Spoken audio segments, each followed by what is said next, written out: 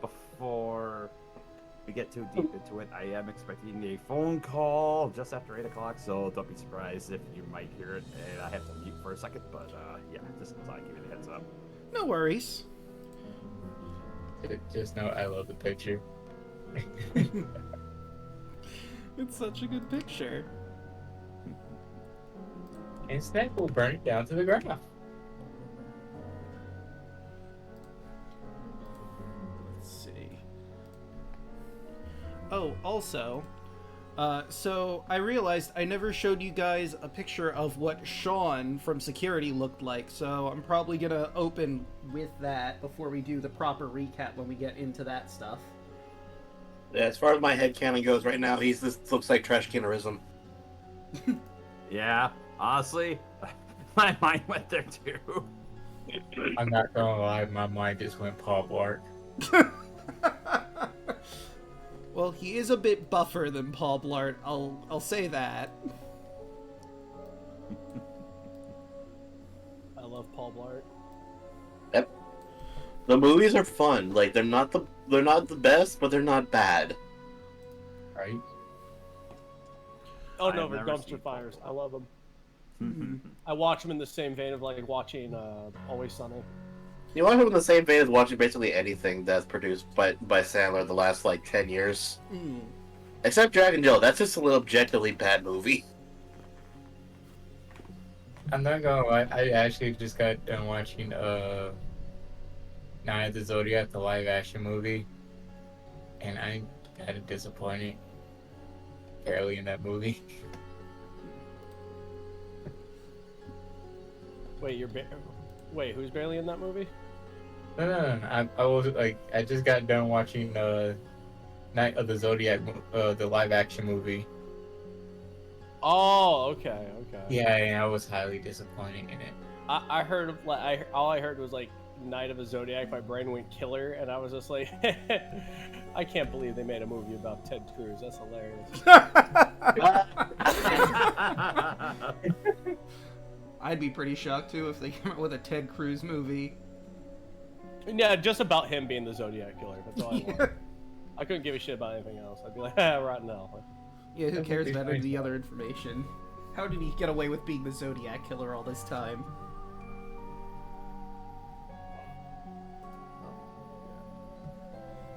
Oh god damn it! My brain went to go. I have answers, but I don't like talking about shit. Every time I even think about Ted Cruz, I bark at my screen like a dog. Like I'm just like,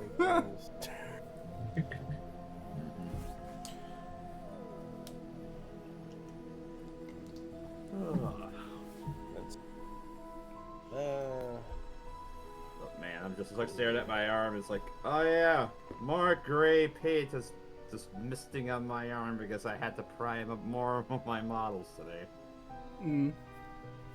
I managed to get 48 of them primed, but still have another 24 of them to prime, and then have to utilize. Oh, my stepmom and some of my relatives have expressed interest in wanting to paint my model, so I'm like, okay, let me grab some pizza and let's have a little painting party. Have fun.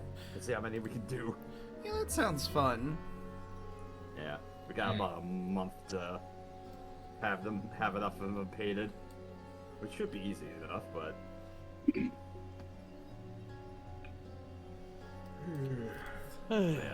Oh yeah, it'd help if I actually jumped in the stream, right? Or not the stream, in the game, right? Yeah, I was wondering about that. Noticed we had a couple people not in. yeah, it's okay.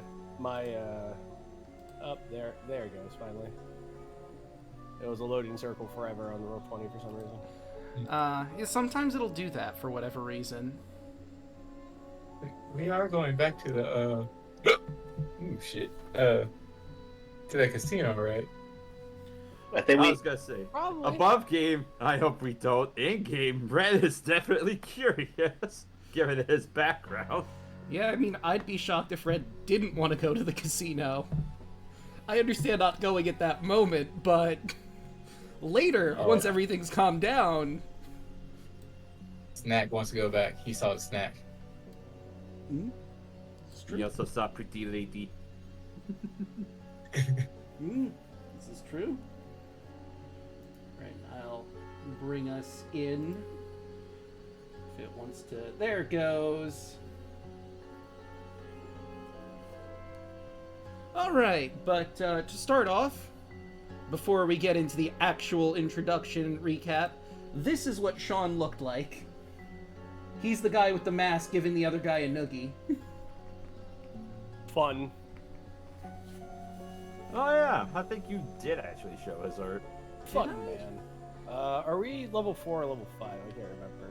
Or level 4? Level 4. Level 4, yeah, you just got to 4. Okay, I'm in so many campaigns. I can't call. No okay, good. Alright. Now that I've revealed Sean to the audience, it seems like a good time to get the recap going. Just gotta get all my ducks in a line here. Ladies, gentlemen, and everyone in between or outside of, I give you the host with the most attractive, well-spoken, and magnificent clown in all of the multiverse, the founder, creator of the Revelia, the one, the only, Heckna!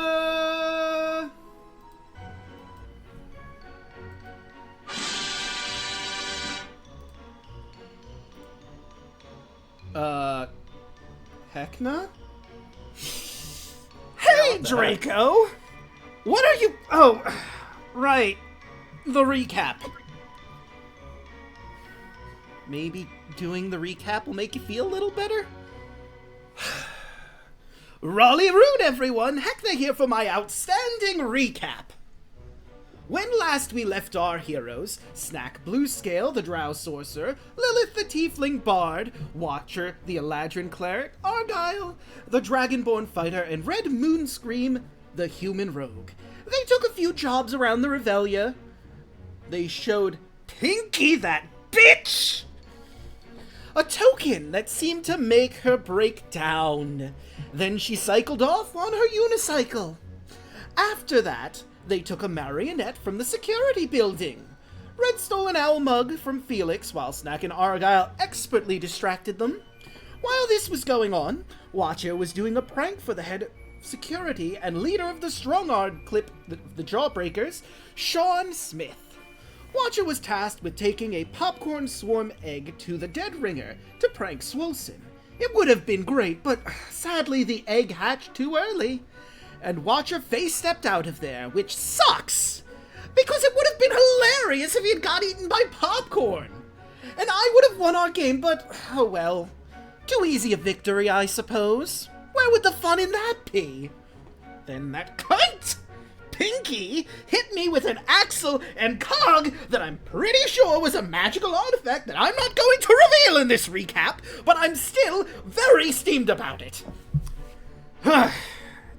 Anyways, I teleported myself, Pinky, and our heroes into Sophie's lab where they got to watch as Pinky took a wax bath, courtesy of Sophia the Chandler of Flesh. What a good friend she is, waxifying my assailant and traumatizing some spectators for me. You know, that did put me in a better mood. The toy maker and Stefano led them out of the lab and into the Flophouse, our casino. Then out into the Dismaydium, where they decided to find a ride to the hostel to take a rest. You know what? I do feel a little better. Making Pinky a waxy mess and doing this recap really put a pep in my step. Thank you, Draco. No worries, Heckna. The show must go on, right? Right you are! Take it away, Draco! I have stuff to do, and so do you! I've got a stick to find and adventurers to torment.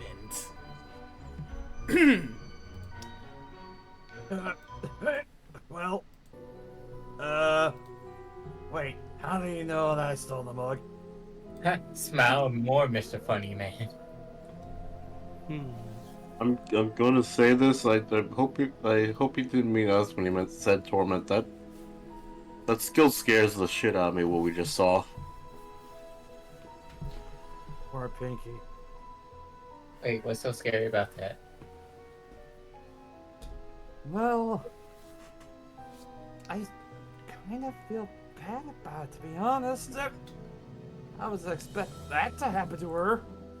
Granted, she wasn't in the best shape, and that just made it worse.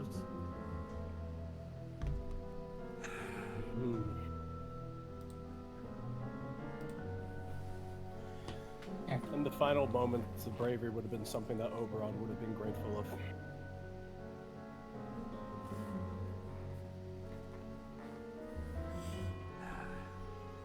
But we also know that there are people who are more than willing, once coerced, or seen to the better light, to take up arms against their captors. It's not as much of a gilded cage as he thought.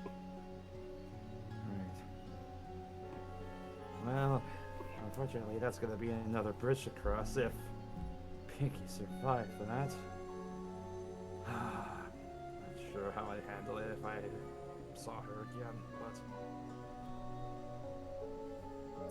Anyway.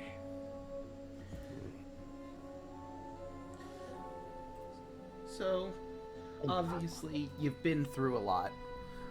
Now that things have calmed down a bit, your eyes need to take a bit of a moment to adjust. You've gone from a very bright place to a darker place, and a lot of time has passed. So after your eyes adjust, everywhere there are new smells, sounds, and sights you could only vaguely perceive earlier. Vehicles of varying shapes and sizes and colors whiz about, laden with revelers who are laughing wildly while narrowly avoiding each other. Looming tall is the Big Top tent, brighter than ever. The moonlight gleams over a huge blood-red anatomical heart, a Ferris wheel, a merry-go-round, and more strange new sights. Nearby, the colorful lights of the jamboree twinkle and glow in the distance. I imagine you want to get away from this spot to look for a vehicle to maybe make this a little bit easier for you to get back to the hostel, correct? So I'm going to move your token a little bit. As you're stepping away from the flop house, you surprisingly bump into Scooter Von Snooter again. Oh, wow! I fancy seeing you lot here. I wasn't sure you'd make it this far. Tip, tip. Are you making your way to the spectacle at the Ooh La La Lane? What? Ooh La La Lane? Oh, right. You actually would have gotten this information. Watcher, Ooh La La Lane is the gobbledygook term for the Tunnel of Love. Oh. The Tunnel of Love, you say? Yes, indeed. See, a lot of people are going to the Tunnel of Love because, well, he points up at the sky and you see on the Heckna in big bold letters, "Have you seen this stick? The hunt is on. Turn the stick to Heckna for 5,000 red tickets. You can get 1,000 red tickets for any information that leads to reclaiming it." And the stick looks like a stick with Heckna's face at the head of it. Huh. A treasure hunt of sorts? What is that stick? Yes, indeed. I'm not quite sure what it is, of course, but apparently... The text scrolls a little bit higher as he gets it almost serendipitously. Apparently, if you get that stick, not only do you get the 5,000 tickets, but you get hired as the new Master of Ceremonies. You see, I'm going to the Tunnel of Love because, one, it's one of my favorite places in the park, and two, well, the Tunnel of Love is where the old Master of Ceremonies is. The old Master of Ceremonies. If I recall... Let me just check my notes real fast, man. Where did I put my notes here? Oh, right, they're in the Discord server. Would that happen to be a man named Cicero? Indeed it would. He was the Master of Ceremonies, before he betrayed Heckna, of course. Which is why we haven't really had a Master of Ceremonies up to this point. So everyone's pretty excited about this. What would the role of a Master of Ceremonies entail? Well, you would have to watch over the pets in the good room, introducing Heckna at events. Any new things that are coming to the Revelia? Any new shows and the like? It's mostly fallen to Heckna at this point, because again, there was no real master of ceremonies at the time. Would you perhaps be able to elucidate me as to the nature of the falling out between Cicero and Heckna? Unfortunately, Is it a story that's spoken of? Unfortunately, I don't know much about it. It was before I came into the Revelia. I'm just familiar with the fact that he is the old master and he's there after betraying Heckna.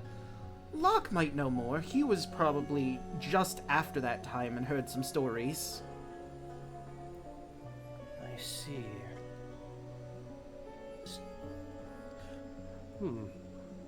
But if you Interesting. were not busy with anything, would you like to accompany me to the Tunnel of Love? Or Ulala Lane? I would love to accompany you to Ulala Lane, except, of course, for the fact that we are rather exhausted from our travails. We were going to rest and then actually make our way there. If you have no pressing engagements, I would like to accompany you to the Ulala Lane. Perhaps after everyone's rested and recovered. Oh, all right. Well, I was going to head there. If you're all busy, that's fine. But tell you what, if you're interested in the sick, I would recommend going to where Heckna met with Pinky, because it's probably some clues there. That's probably where I'm going to go after going to Ulala Lane, but... Of course. Good luck to you all. Yes, absolutely. Best of luck to you as well, and lovely meeting you again. Agreed. I'm really surprised you've managed to make it this far in already. This is pretty fast development. I see some big things It coming wasn't your by way. choice. We kind of were forced into a shortcut. Huh. Mhm. Interesting. An upward shift for Wheel of the Woe, but it does have its benefits, as well as its detriments, as I'm sure everything must. Ah, I get you. Of course. Well, let's go ahead and just keep the smiles rolling, and I will see you soon. Hopefully at the Ulala Lane. If not, I trust our paths will cross again. Oh, I'm sure they will. And he smiles and walks off. I bow very politely. So, finding a vehicle isn't too hard. Like I said, they seem to be all over the place, zipping around. Some people get out and they stay waiting for the next person, basically. What vehicle did you want to go in? I'll refresh you on what your options are. The clown cars are tiny, but they can hold up to 8 medium-sized creatures in them. But they are very fast and very reckless. There is a chance they can crash into another vehicle along your trip. The boop-arounds are small red orbs on wheels that can accommodate 2 medium-sized creatures sitting side by side. They're the most plentiful vehicle, but they have the least amount of sitting space. And lastly, there's the big honkers, which are shaped like large bicycle horns with a circular area that can seat 4 creatures, medium-sized, or 2 large creatures in rows of 2, with the passengers facing each other. They're rarer to find, so you might need to do a little looking to find one of those.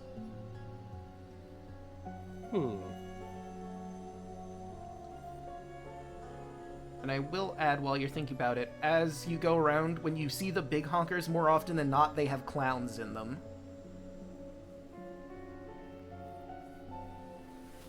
A special clown ride for a special clown. Indeed.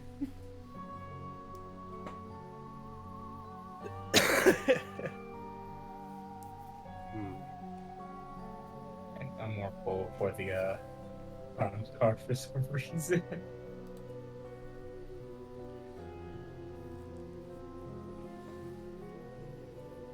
What kind of transportation would you all prefer? All of us to travel in one? Would probably be safer. That would be more efficient, although... As you kind of sees the clown car kind of zipping around. Has its risks, but it's cheaper. I like the clown car.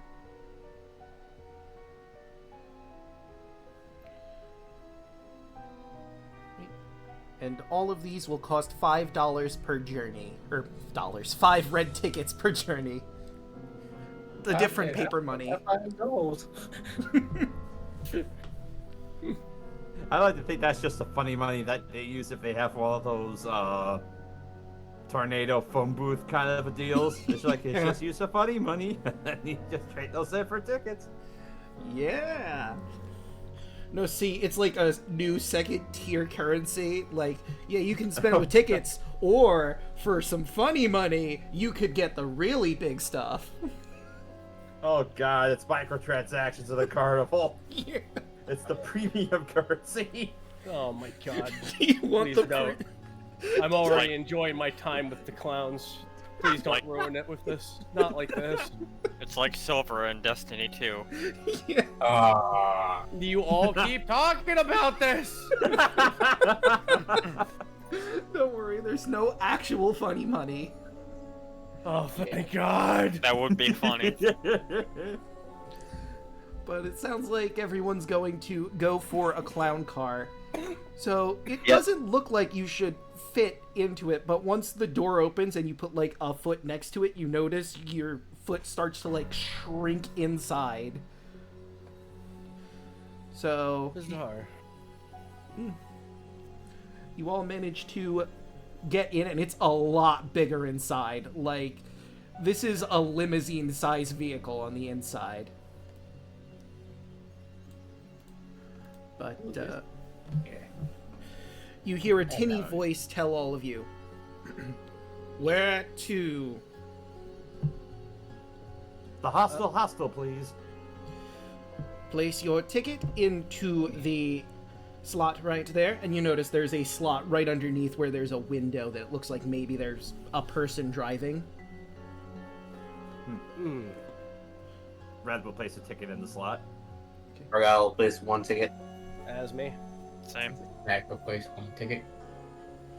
Right. And altogether, that's 5 tickets. The vehicle immediately starts peeling off, and all of you in your seats launch back a little bit. As it... Oh my god, it's an Olympic vehicle. Oh god. They weren't kidding when they said the risks. Okay, I'm gonna re-roll that. Sorry. This is unlike anything I've ever been in. Okay, you're good. When I rolled the dice, one of them got stuck in the corner and I had to yank it out, so I went, you know what, I'm just gonna re-roll that. Thank you. But, y'all zoom off, and you get close a couple of times, hitting another clown car. One time you almost hit a boop around, but you zoom on through, and sure enough, as soon as you pull up to the hostel, the door opens, and you're all free to step out and hop back in. The clown car gets to a corner and just initial D drifts around it. Exactly, Yep. yes. If anybody's paying attention to Snack looks incredibly sick right now. He's not the only one. You all hear around every single turn on the speakers in the car, "Deja vu!" Deja vu. I've just been in this place before. No, that's what we hear when we go to Ooh La La Lane. Because it's French. Laugh! Hi, Jekyll. What? Let's drag y'all back to the hostel, where Ramona is ready to receive a lot of you. Oh, hello. Welcome to the hostel. How can I help you today? Looking for a room? That's all. Yes, indeed we are. We all just collectively say yes. Excellent. She looks at her notes really quick, and... yep, I still have that deal with you. I believe this is the last time? Well, I mean, there's several hours, of course. You can come back here in those hours and rest here again, but we're nearing the end, so you'll start after paying the fee after this one. Of course, of course. So, any room in particular, or would you like a random room assigned to you? I would like the jungle room again, please. Alright. And she hands you Green Bean. Or string bane stuff. String I would bean. like that. I would like that sweet again. Thank you. Right. And she will hand you a candy cane. Same. Yeah, I Like, can't room they- with you again. The instant that string bane gets placed in Argyle's hand, like he immediately just gets like his body like just relaxes. He's like, "Thank you, friend. You are good." Watcher, can I room with you again?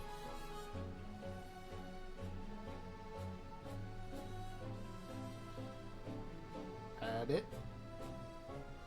Oh. Rabbit, you there? Yeah, I'm here. Oh. Snack was asking if you could join us, I guess. Oh, of course. Oh, of course. No problem. Okay. Cool. Since neither one of us need that much sleep, or Yeah. Elves. It's not that we need much sleep, it's just the fact that this is very, very draining. right. I'm still gonna kill it. Right, so, unless I'm mistaken, is everyone except Argyle going to the Sweet Suite? I believe so. Yeah, unless- sure. Okay. Then I will move Argyle into here. And above game, I'm going to move you through because I have modified this map a little bit. So, I found in my stuff that I have symbols. Remember I was telling you there are symbols carved into the door, so now I can show you what those symbols looked like. Ah. Oh, fantastic. So this is what's carved into the boring room. Fun. Okay. And as you move on by, whoop, this symbol is carved into the door on the Sweet Suite.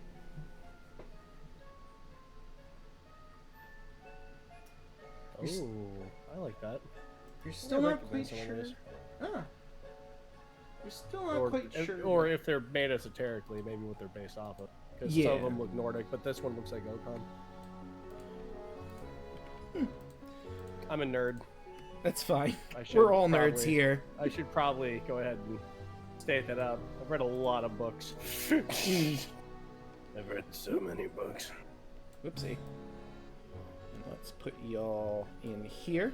Oh, I accidentally took the symbol on the door with you. Wee. It leaps off of the door and joins you for no reason. Makes sense. It's like one of those, if you use one of those, marvelous pigments, where the drawing just animates and it just walks something else. Oh, God. It's like the chalk zone. Oh, I was thinking of the Go Bob. hieroglyphs. I was thinking of a hieroglyphs of Earthbound, but yeah. Damn it, now I have the Chalk Zone theme in my head. Good. That's what. Heckna, you gotta draw something. Rudy, That's the you second gotta best- draw something! In my opinion, that's the second best theme Nickelodeon ever had. Yeah, that was probably one of the greats. Best one is Cat Strath, and I'll hear nothing in contrary to that. What about Danny Phantom? Yeah, I love the said what I said. I said what I said. He's a Man, It's I'm a- so sad Cat Scratch didn't last that long. I don't think I ever watched Cat Scratch. I mean, I'm gonna put my 2 cents in for Angry Beavers.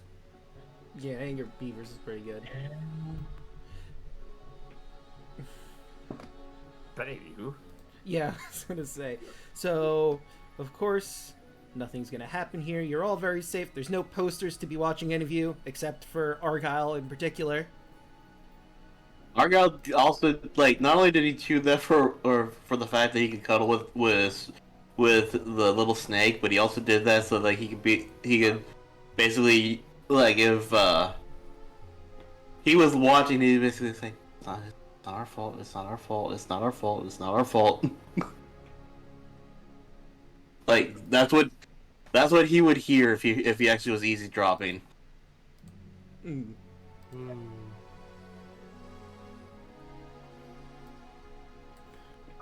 But you all get your full rests. Level up is sealed in. Bing, bing, bing, wahoo.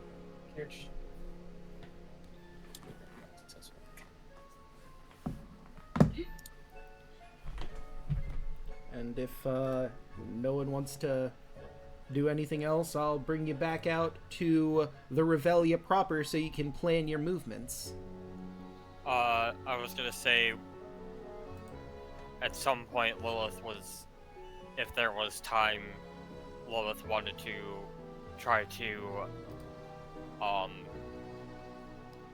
augment that studded leather armor. Oh yeah, by all means, you'd certainly have as much time as you need. Because you get a full 8-hour rest in here, and, like, if you want to tell everyone, hey, hold up a second, I'm going to try and work on this. I mean, unless they have any objections, of course. No, I wouldn't have anything. No objections. I would just be getting ready to shift phases, just outside in the wooded field.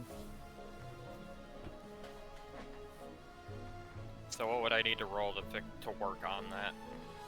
Let's see. Since it's leather working, I think dexterity would probably be the thing you'd be going for. And you don't necessarily have training with that particular tool set, so I guess it's just a flat dexterity.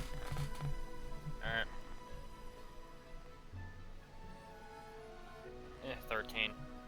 With 13, you manage to tan the hide pretty decently. There's still some splotches here or there that aren't quite fully gone. Might take another job to finish it up, but it looks significantly better than it did before. She'll put it away for now, and whenever, I guess the next time we get a rest or some downtime, she'll pull it out and try to work on it some more. Alright. You can't be so. Want to do something with Red before he goes to sleep? Alright. Oh, sure. You can't be so fearful, are you? Sure, certainly I too felt my share of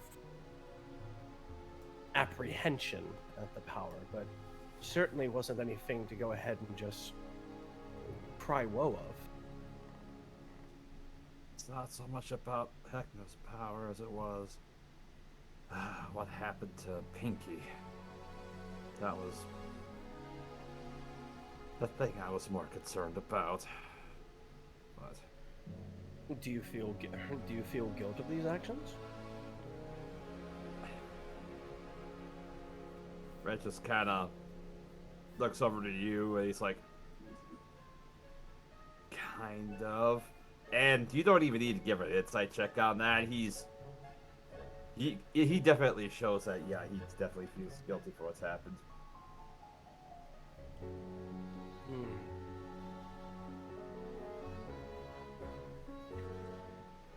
Would it reassure you to go ahead and hear of the fact that she did, at the end, stand her ground against her captor? Is that not, even if the end was ignominious, what all people seek? An end to the torment, even engineered? That's true, but whatever spell, whatever curse, whatever effect was the result of her clown-like state, that apparently it was broken because of that token from the toy maker. Yes. Now that's rather curious.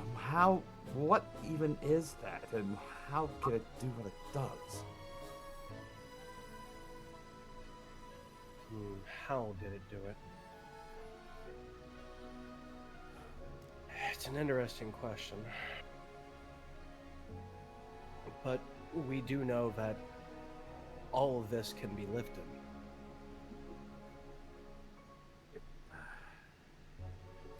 In her final moments, she shook free of her captor.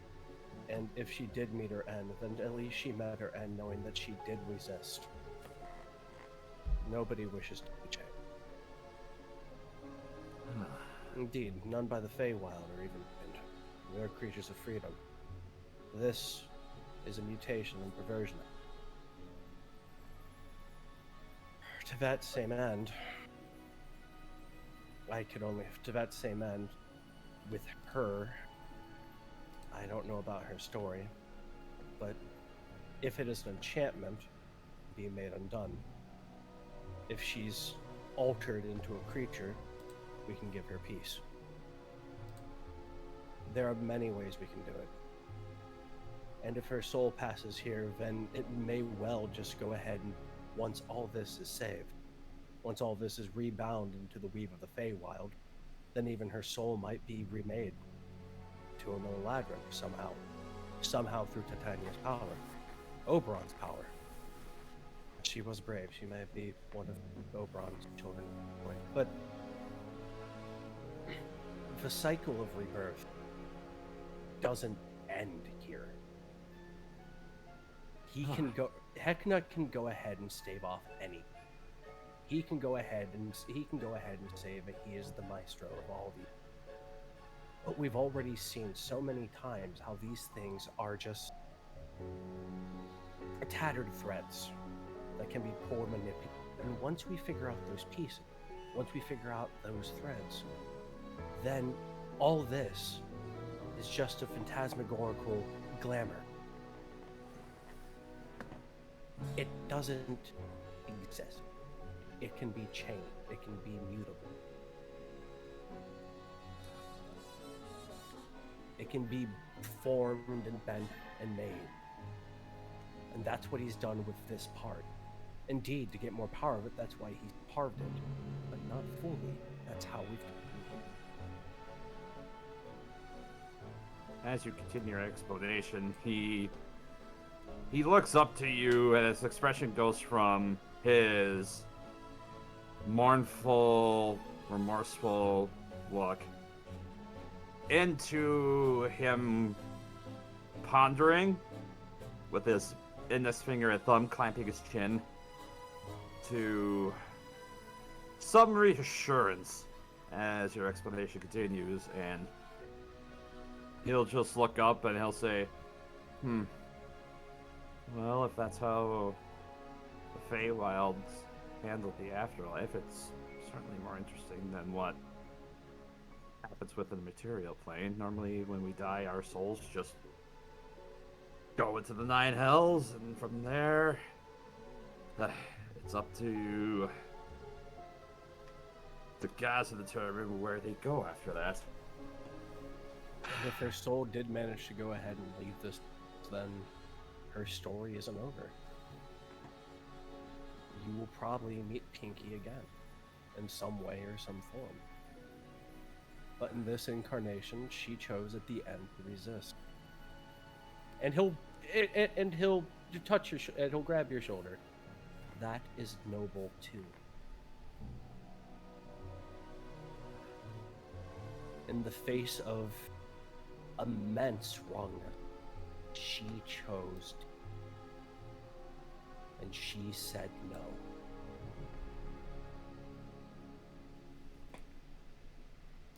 Well, standing when the option is to run, charging when the option is nigh impossible. These are noble acts.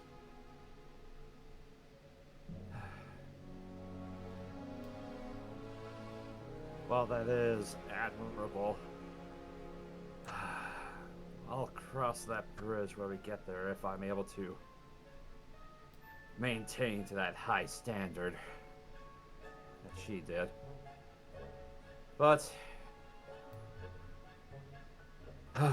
as he just kind of sulks a little bit. In the meantime, I'll do what I can to, well, whether it's honor her memory or, I guess, avenge for her, for everyone else that Heckna's lured into this godforsaken place. Just to think, given everything that I've done up until before I met you, there's always just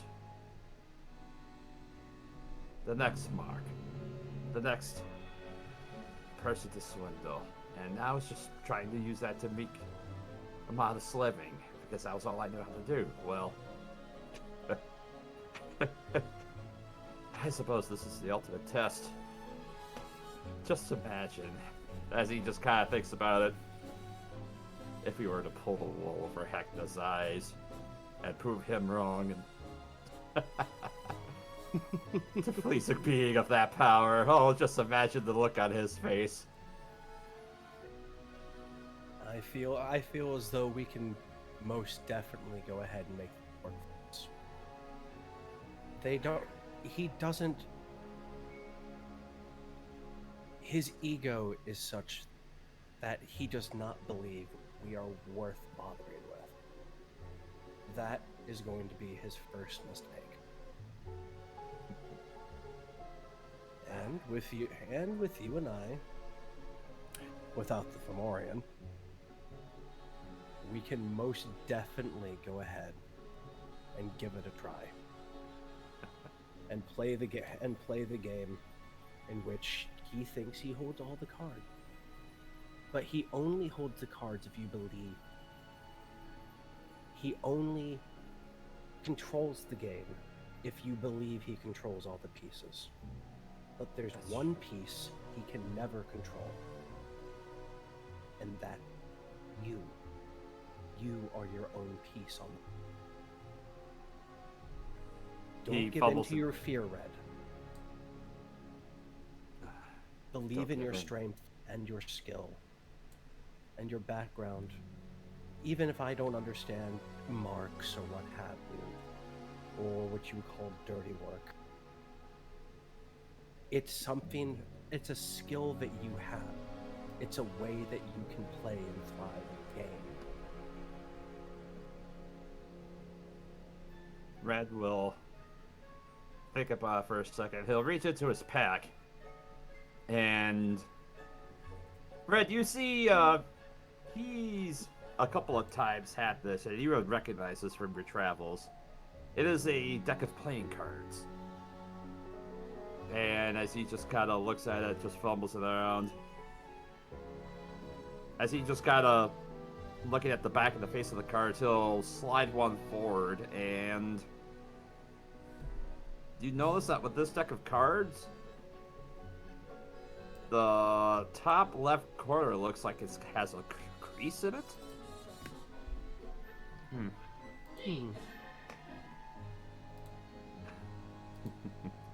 It's true. He doesn't know what we're capable of.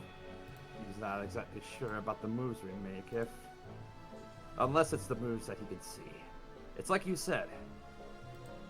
We need to know all the pieces at play. We can toe the line within the rules in the daylight, but in the shadows, that's where we can scheme. That is where true intrigue is. I, a courtier of the Fey courts, the Midsummer courts. You, a wonderful picaroon, an amazing social plum, a bold, scaly warrior, a very, very unique sorcerer, blue scales, and a troubadour who is trained in the musical arts that I think even Titania would go ahead and pay it. We five are our own pieces. And together, interwoven, we can definitely pull these threads to our own meaning. That said, to business, before I lose my voice. Oh. Okay. Yes, you know. Autumn to winter, winter to spring. So winter and spring I won't be able to discuss much. I can pantomime, though. I posit that Cicero, we need to find him. And we can find him in the Ulala Lane, which is the Tunnel of Love, which is the place that looks like the Big Heart. Yes. Before that, on our way, we should travel by foot. The reason being, we need to revisit the place where Pinky was. Yes. if we need to Something recover there the stick. upset Heckna greatly, and I want to figure out what it is. Whatever that stick is, may prove to be quite the bane. I agree entirely. There may be multiple angles for that. Whether it can, whether that can directly interfere with it, or perhaps even the station could give us that advantage as well. I agree. I'll be relying on you for your words. For 2 rests. So, these are my wishes. And I'll rely on you for your insights. Absolutely. Guide me well, and I will guide you. This is the way of the course. Alright. Alright. And Fred will bid Watcher goodnight as he goes to sleep. When he released your hand, his hand off of your shoulder, you realize it's a little chillier than normal. Ah, It's starting. I should run. right. Winter is always rather curious. It is quiet, relentless, never watching. Also has a nice nature for me. That was apparently the cycle in which I was born. Can't remember if you ever told me that. Oh, many stories for me. Yes, for later. And I will I will go ahead and just form a nice sitting spot outside on the soft grass, and I will prance the fuck out as I shift. Alright. And I will retire for the evening, and I have to mute for something, guys. I have to do that thing. I'll be back. Okay. So, there was something I wanted to do because I thought of something. And I mean, Milla is gone at the moment, but I wanted everyone to mute for, or not mute and deafen, because except for Daluna and Argyle, because he's going to have something happen in his room. Okay. Oh, this will be fun. I'm going to post a message in the Discord when you can all come back in. Okay. If it's in general, I'll be watching that. Yeah. Okay. I'll just put a message in for Milla if he comes back before we're done. I'm back. Oh, what was it? perfect. So, I'm gonna have a moment with Argyle since he's in his room alone, and I want everyone to just mute and deafen real quick while we do that moment, and he can share that later. So, Argyle, while you're in the room resting in the hammock, you notice one of the monkey amalgamations climb over nearby you. It's the one that has the Heckna sweater. And the sweater moves before your eyes. Hello, Argyle. I think we should have a little talk. Things got a bit crazy back there, didn't they? You could say that again, Arca, or Heckna. Like, he is still visibly shaken. So, I've been thinking. You spend your time in this room alone a bit. So, we should have a little heart-to-heart. You're very strong, you know. I could use someone like that. Your party is very interesting to me. So, I'd like to ask you a favor. Perhaps you could lean them more towards supporting me down the line. It doesn't have to be right away, and you don't have to agree right now. But I want you to think about it.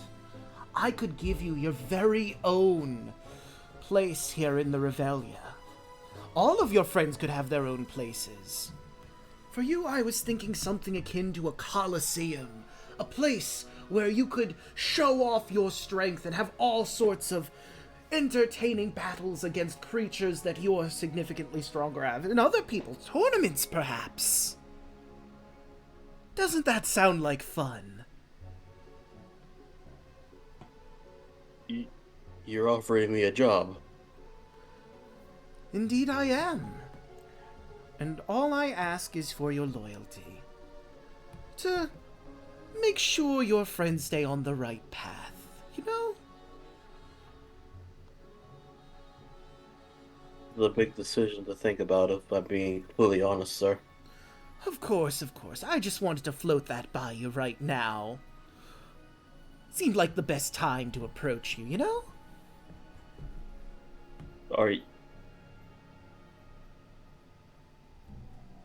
I meant what I said, by the way.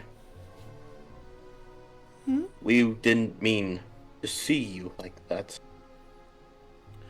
Oh, If I'm being completely honest, this is the least fun I've had since I've gotten here. oh, I'm so sorry to hear that. Mistakes were made. And that happens from time to time. I'll admit I lost my cool a little bit there. But the Revelia doesn't have to be a place of fear, of horrors. It's supposed to be a place of fun. And I mean, up until that point, I'm sure you were having a pretty good time, right?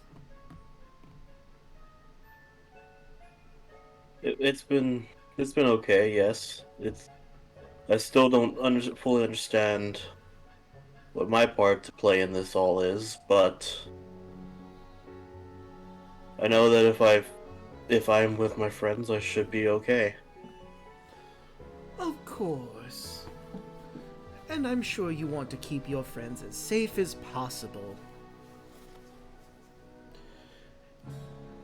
And I mean, there's so much that I could provide for them. Lilith could have her own concert hall. Roger his very own garden that changes alongside with him. Snack, an eating contest fit for a king. It's just something to think about. And I'm sure when the time comes, you'll make the right decision. I'm sure I will. Now, I would like to point out that the right decision for you and the right decision for me might not be the same thing. But I want to say that I do, especially after today, have a lot of respect for you. So please respect my decision when it comes. Oh, absolutely, friend. Well, I'm sure you want to get to sleep now, and I have business to attend to myself. So have a pleasant evening. And here's to, hopefully, a beneficial future for everyone. And the sweater smiles and goes static as the monkey amalgamation swings to another tree. Over you.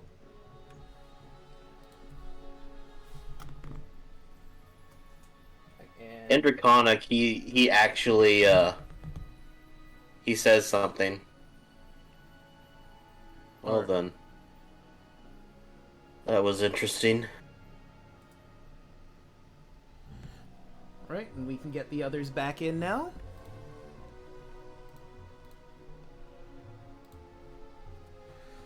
It's a brand new evening in the Revelia, and there's so much to do. Things to investigate, a whole new place to investigate.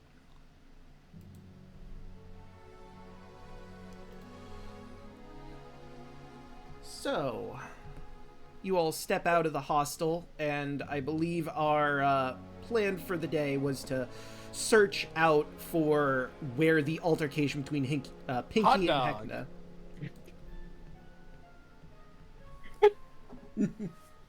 Oh, I'm back. Welcome back. Yes. All right, everybody back in here? Yeah. All right. So, before you get too far from the hostel, you do notice Conrad nearby trying to signal towards you. Seems he wants to speak with you.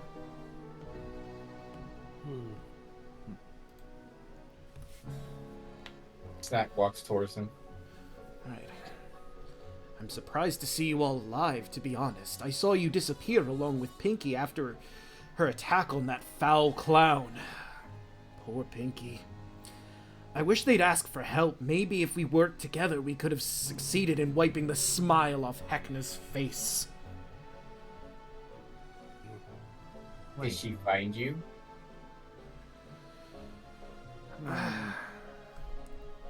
Oh, Quick question, Draco. mm-hmm. As we're just kind of looking around, are we in a relatively dark alley at this point, or are there still Heckna posters around? Yeah, no, he's, wavered you over to a place where there doesn't seem to be posters. Okay. Maybe that's why she said that she wanted to ask where you were. Apparently. You see New his, Pinky. you see his face darken a bit upon hearing that. I didn't come to the Revelia alone. As good a hunter I am, I'm well aware that sometimes you need help in a hunt. More bodies to assist. I came with a group. Only I and Pinky were the only ones left of that group. I've been avoiding her for the most part because she's a shadow of her former self, and it hurt to see her like that, but if she had come to me telling me she wanted to have at Heckna, I would have absolutely assisted her. She just didn't find me, I guess. But you didn't reach out to her either. I know. And he just sort of stares at the middle distance for a second. But that's not why I called you over here. In the attack, I noticed Heckna dropped something shiny.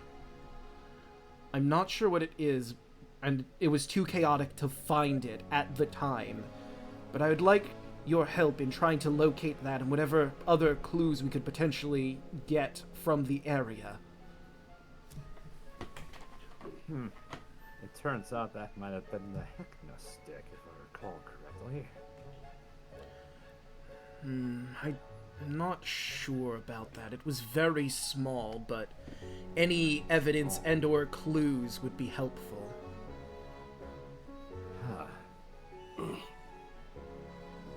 I suppose, yeah, we could look for it. And of course, I'd be willing to reward you for your time. He pulls out a, looks like a case with paints in it, and a bunch of designs around it. This is a magical item called a paint palette. It has instructions inside on how to properly use it, but you can paint stuff on your or someone else's face and give them different boons based on what you draw.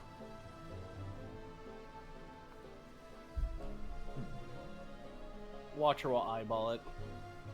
Oh, yeah, for this one. Winter. His robes are bluish white. His hair is very white and, like, really silky. And his skin is pale and his eyes are red. It's like red irises. It's like a snow rabbit. Yeah. Exactly. Ah. Exactly. And like many Lettern, he looks delicate. That is not the case. Winter has come. So, anybody who sees Argyle is noticing him, like, look even more shifty than he was the night before, or whatever the the time before that we all last saw each other. If anyone would like to talk to him privately, he would not say no. Watcher will sharply turn a head toward you and tilt his head like, are you here? Are you cognizant? He getting the gist of what that is, says yes, says yes, but we all need to talk at some point. Like, Oh, there, God. you can,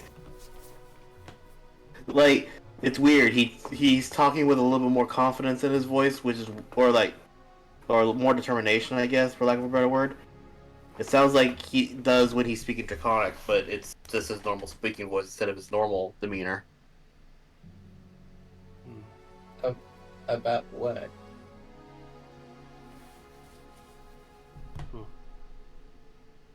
I'll explain it when we're by ourselves.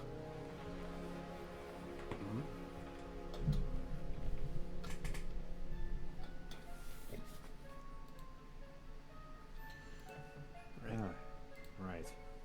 So,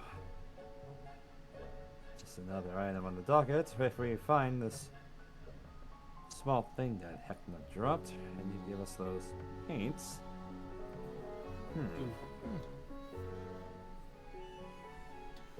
That might go a long way to finding out other stuff, and who knows? At some point, we'll have to get you that beer, right? I'd like that. But, as they say, business before pleasure, after all. Yes, especially regarding. Well, I say in regards to the Revelia, if it is a business, but you know, pleasure is not mandatory. It's true. Says with a bit of a grimace. Well, let's get going and start our investigation. Right. Well, I believe they had their encounter over towards the ticket booth. We're just inside it. Indeed. We'll start our search there. Alright, so you all make your way to around the ticket booth, and I guess everyone just roll me some investigation checks, and I'll have Conrad do one as well. Okay. Alright. Here I go. Investigation. Well, 6. Where's investigation at? Investigation is intelligence, right? No. Yep. Wow. 11. You know what? Oh. Let's see. I want to cast guidance on one of you. We can turn that a little bit better. Argyle, you got the highest. Roll D4.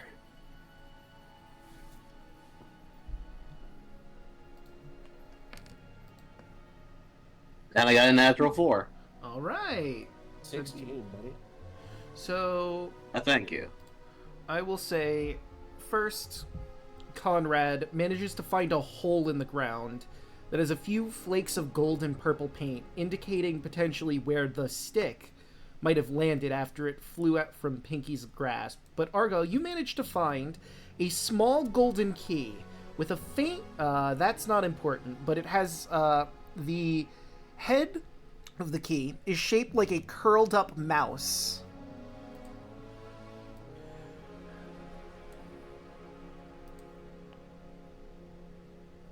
Well, this is interesting. What? Shows everyone the key. Conrad's eyes widen. That's a key to the fun house. It's a key that allows us to get into a section of Heckna's lair, the fun house. If we use it in a locked door somewhere, it will open and teleport us to some room inside his lair. It's at this explanation, Map wiggles in Watcher's belt. Now, hold on now, everyone.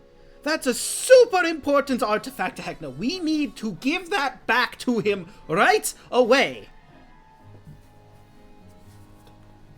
Snack glares at map.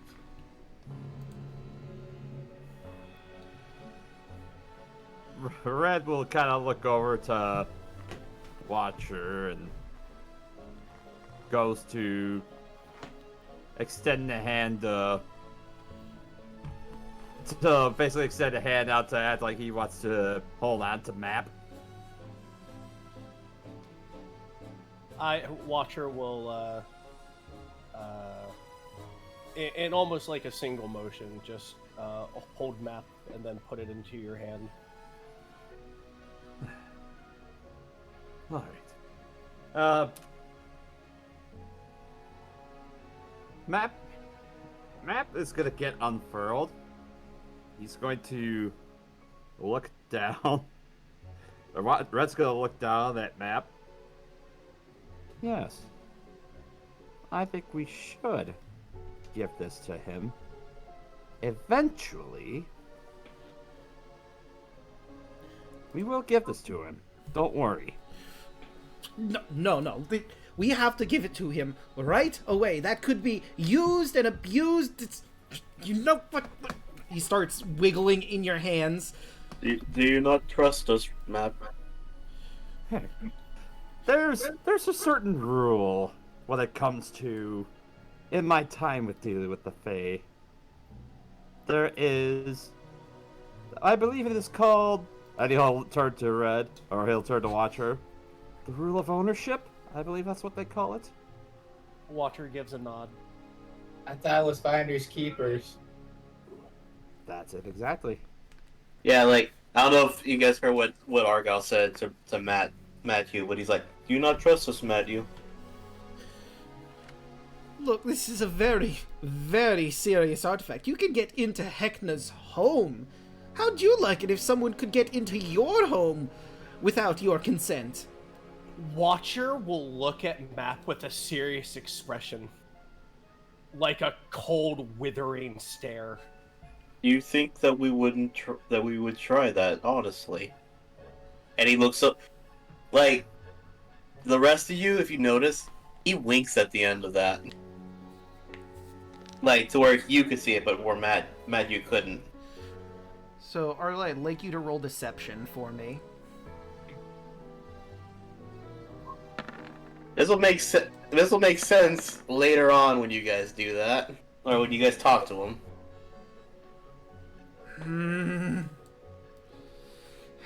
Makes me uncomfortable, but I guess I'll trust you. Don't worry. It's like I always say, Map. Don't worry about it. And he'll just kind of take one hand and just kind of gently pat the back of where his eyes and his face is on the map. Watcher will point at his head and make a circle to simulate a crown, and then point at a random piece of Hecknabilia. And then he'll point at the key, and then point it at Red, and then Red's bag. After all, As if to say, he took the crown, he didn't care about it. And of course, Matt, if you really think about it, it can also be a part of our game with Heckna. So what you're trying to say is you're trying to take the game away from us, make us not have fun. Are you not trying to let us have fun, Matt? that is a very compelling argument, Snack. I'm actually proud of that. Yes, that's actually that's a very good point. And it is like Watcher said, as he just got a quote, as he quotes, the rule of ownership applies both ways. After all, Heckna has something that belongs to Watcher and his court, while we have something that belongs to him. There may be at a point, well, who knows, if things line up, we may be able to... Oh, we might be able to come to some agreement about that at some point. Until that point arises, the key is ours. And Red will roll up Map, and he'll actually roll him all backwards so that his face is actually folded in onto itself.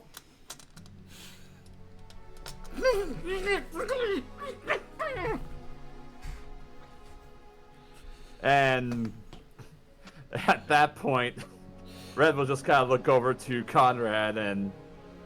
I think I should be the one to hold on to that in the meantime. If it's all the same for you, Conrad. Indeed. Can he still hear us? We don't know, honestly. Walker will look at the map, and then he will just make a clapping noise near map rolled up. The He'll map. look over at Conrad and nod, and then he will with a very just. He does not look happy right now. He will make an expression of just two fingers dancing away on the palm of his hand, and then thumb at himself, saying, "I could go with him." Right. With Argyle looks at you, Watcher, and gives you a nod of, "I will talk to you privately later. Let you know what's up." Watcher With the quick... will give a curt nod. And in the quick flash, the map is, extended forward towards Watcher. He will just in a motion, just the thing that Map said really upset him. He will just put him on his loop, and then he will just look at Red, and then give a hand to himself, and then wave a little bit away as if to say, "Do you want me to leave now?"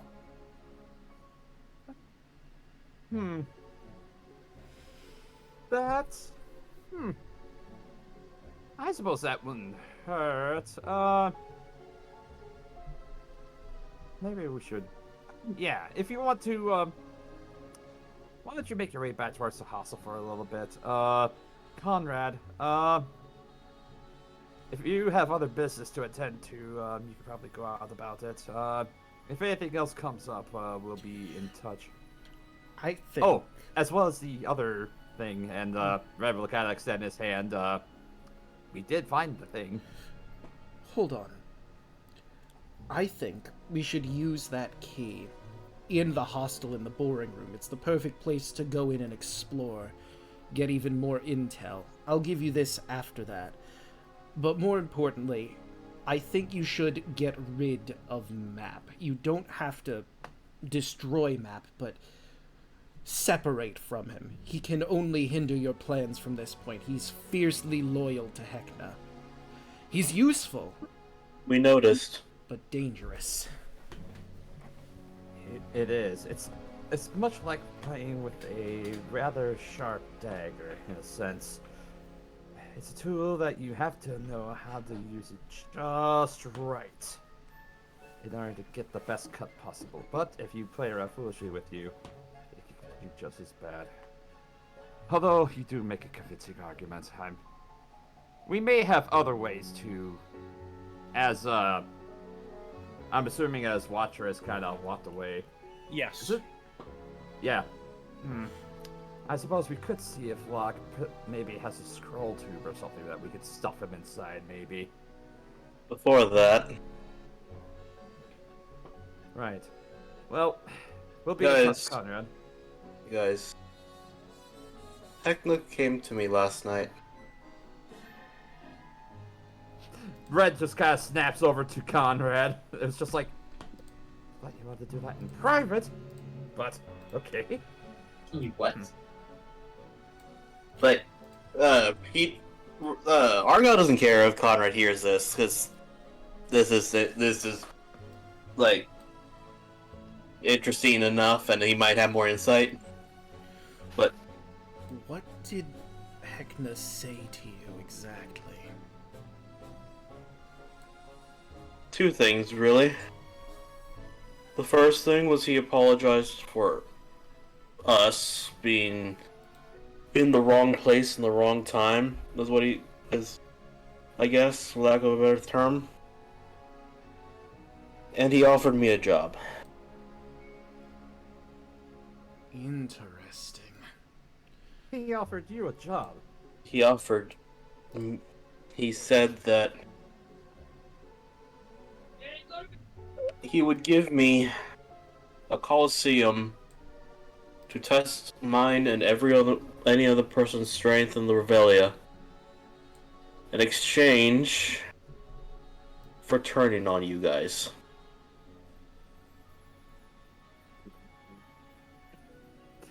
Red just kind of looks over at you. Well. That proves one thing to me, though. He doesn't know me as well as he thinks he does. Well, I must admit, that's rather bold of you to at least come forward with this information, so... I played it off last night. Luckily, the good thing was I could say that I was scared. But I played it off that I was going to think about it. But the thing about me, and the thing about my people, is that we do not turn our back on anybody. Especially our friends. I trust you guys way more than I trust him. Here's a question for you, Buff Game Daluna.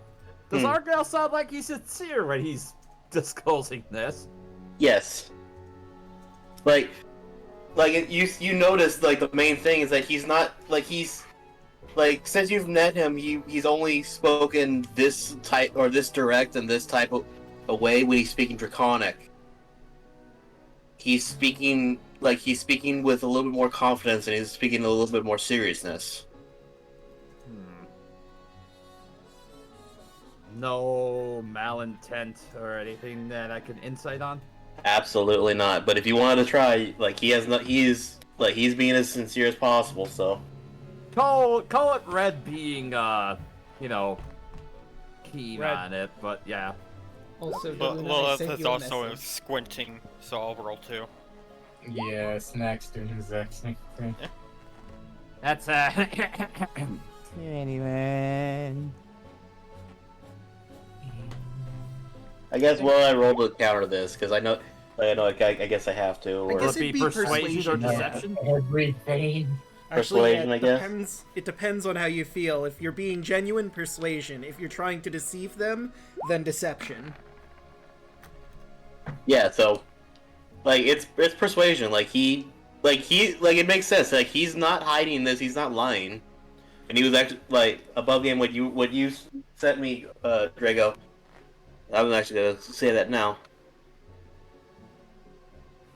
I think whatever game Winter's or Watcher's playing with him, he's scared that he's gonna win and not that Watcher's going to win and not him. yes. He said that he would offer all of us something. He wanted me to convince you all to join him. I'm gonna be honest with every single one of you. I don't trust this place anymore. Not that I did to begin with, but this is not the place, or not what it cracked up to be, obviously. That's true. I've distrusted this place since the moment I stepped foot in it. I trust me, I'm right there with you. What did he try to offer? Did he say what he was going to try to offer us? Lilith, he would offer you a stage. She just laughs. You, Red, he would offer you a, Okay, above game, I forgot what he offered Red. I don't think he mentioned, but he would have offered him the casino itself. Give him charge over the casino. All of the tickets that come through there, and running it Snack, however he would have. He would have offered you as he put it, an eating contest, but or better than your wildest dreams. That almost seems like an insult. As I just kind of looks over the snack. Why would I want that? He thinks he knows us. I feel. Lilith will just smirk and say, "I don't need a stage. Everywhere I step is one." And I don't need a coliseum. I know I'm the strongest among my party, but I don't need to prove myself to to anybody. I don't especially need to portray my friends for any regard. But Can't wait for that comment to bite me in the ass. Oh, it will. Oh, it's coming. Oh, it's coming. Lilith, all the world is my stage. The world, bet. Bet. I Now.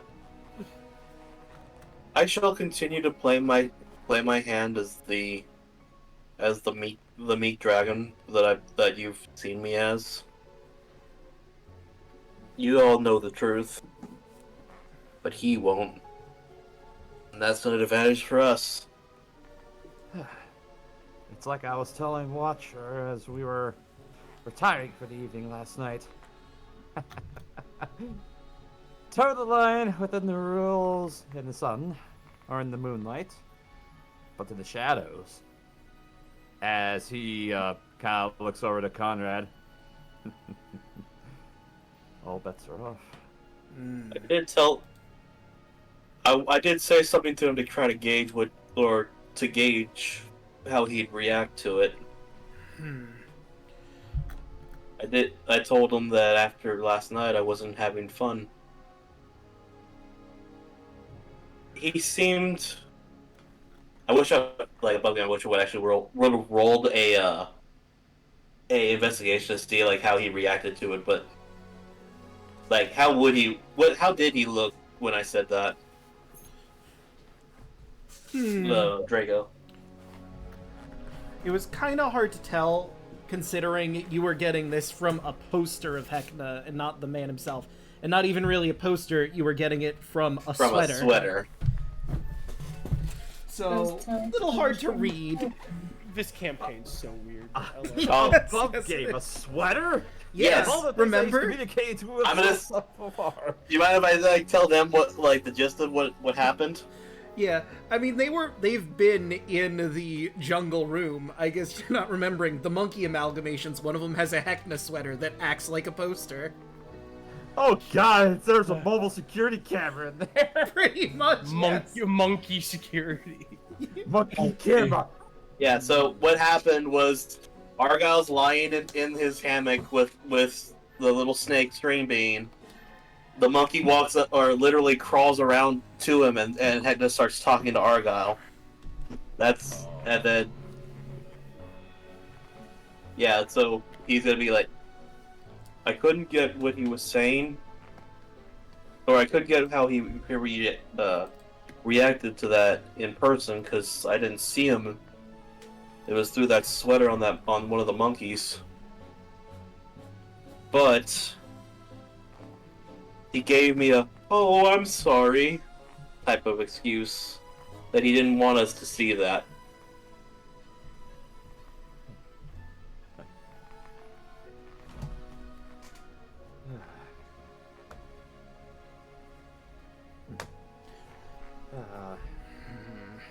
Well, I'm glad you told us, Argyle, and I'm glad that you have a sense of honor about you that wouldn't let you stoop down to his level. And I'm not a kind of gives clown. you a big ol' pat on the back. I am not a clown. I may talk like one, but that's by design. I make myself look as weak as possible so people underestimate me. And you see him slowly reverting back to his the normal speaking voice that he's been using. It makes things a lot easier. Because when people don't anticipate you as a threat, you aren't one. I make myself unassuming, says the dinosaur with a built-in flamethrower. It's not a flamethrower, it's a taser. Get it right. Oh, cool. Lightning breath. Oh, that's so unassuming. Oh, so unaggressive. Yeah. Crackle, What's so crackle. aggressive about electricity firing from your mouth? I don't understand. I could shove my Pixel 5 into your mouth and charge it.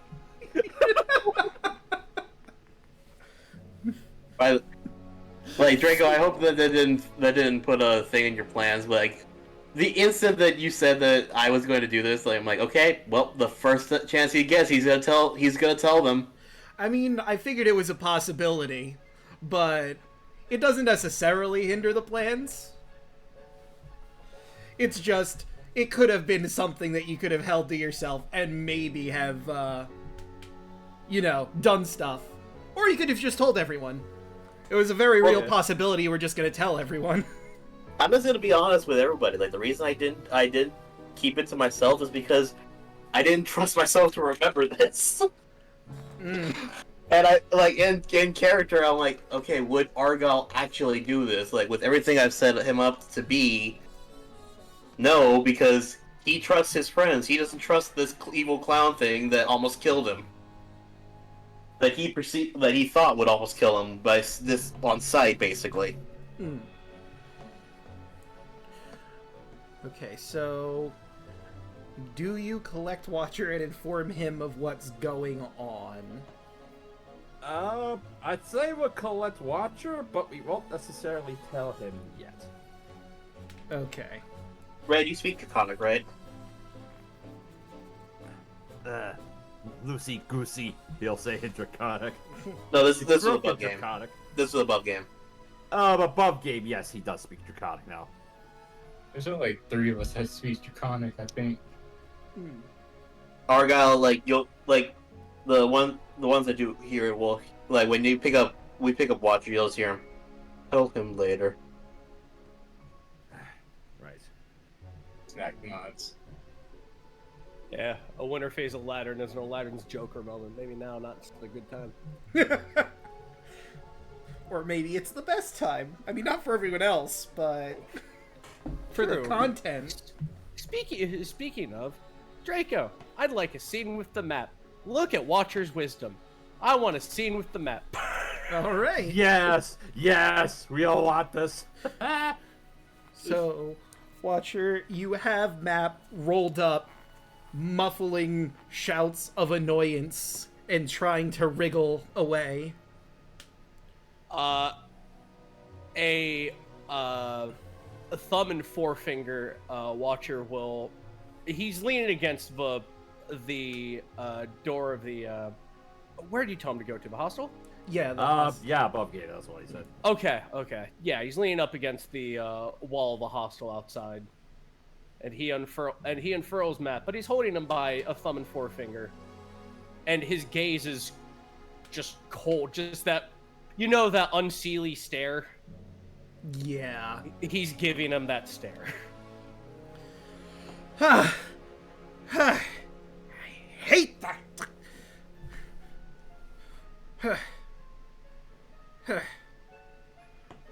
He looks up at you. What? Did they decide to turn it back?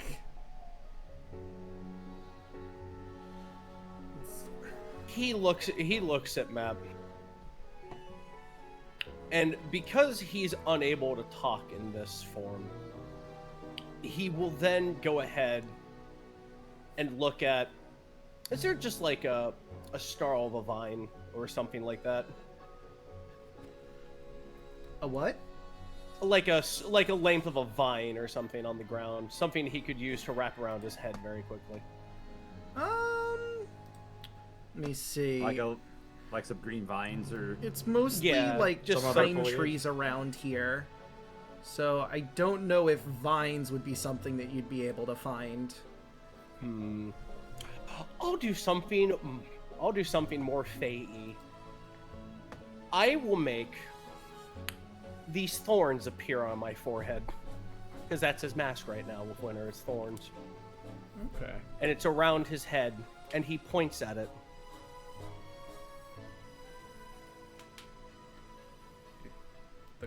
crown? He nods, and then he'll point up at a Hecknatron.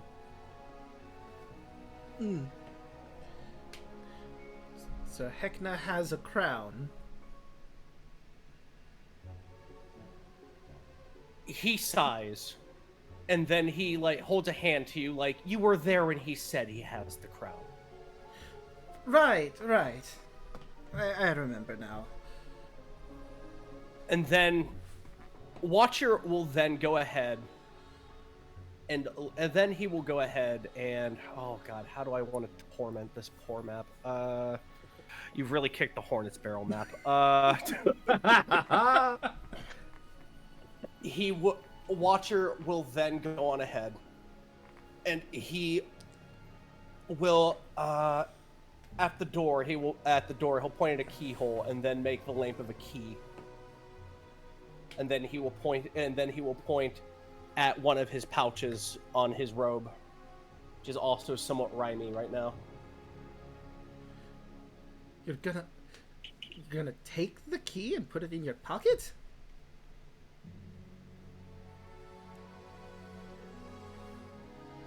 How can I must have something here. A spell or twizzle. Well, that's for killing. Not now.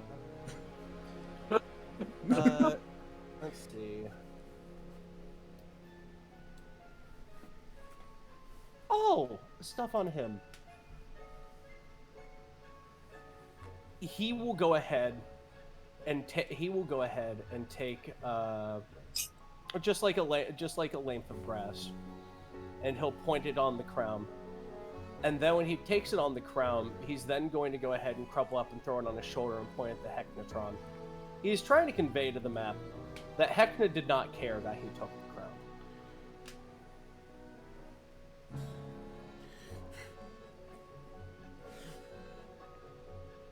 I'm thinking about his response.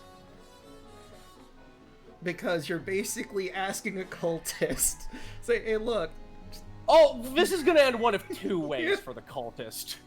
Watcher's when he said that, Watcher just thought about every freaking court member of his suffering because of the loss of this crown. Oberon basically tearing apart the Feywild. The map's gonna wiggle out of your hands and say, "You're not fun anymore," and he whooshes away on the wind.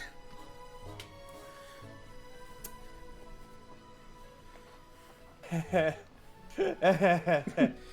at least he's going to try to. You can roll a sleight of hand to see if you can hang on to him before he whisks away.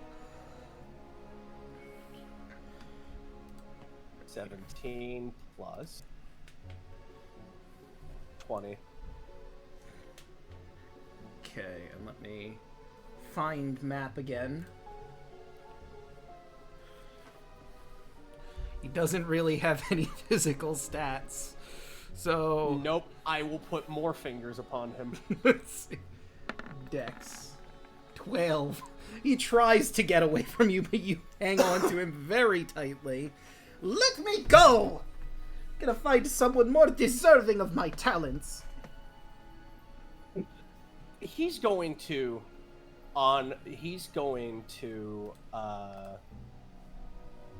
What do I have? He's going to roll him up, put him muffling on his belt, and then he is going to go ahead and look towards. He's going to go ahead and go inside, and just with a tired-looking expression, but just he likes Romano, so he's going to just be still cordial, just with a smile. He's going to look at her, and he's going to gesticulate, just like a snake motion, saying, "Do you have a key to the snake, to the jungle room? Do you have a spare snake? Do you have a snake? Oh, I still have the snake. Did we turn in the snake?" Yes, give me a second, and she pulls out string bead and hands him to you. The steps he is making for map view are slow and cacophonous. I'm And gonna. he is going to insert the snake into the hole for the jungle room. Oh.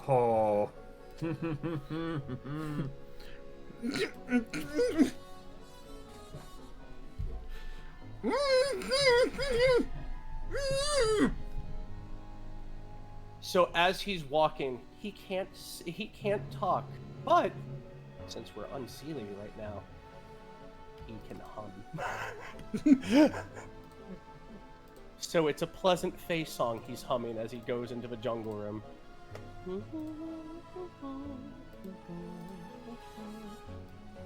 And he's going to go ahead and look for a rather hefty looking stone. You find one easily enough near And we the are going river to there. And we're going to set Matthew under the rock. Part of him exposed so we can find him under the rock. And a note that he is going to write very quickly in gobbledygook for him is, stay here, have fun.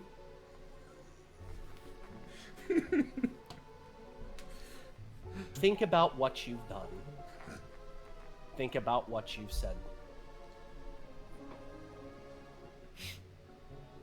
And Watcher is going to very calmly, still humming, go back to Ramona. The humming will stop before he reaches Ramona. And he will elicit the snake and hand it back to her with just a very cordial nod. Just thank you. He'll present it to Ramona. And he will go back outside. And he will be leaning up against the wall of the hostel for you. All right. And I think it's at this time that everybody would meet up with Watcher, ready to go into the boring room.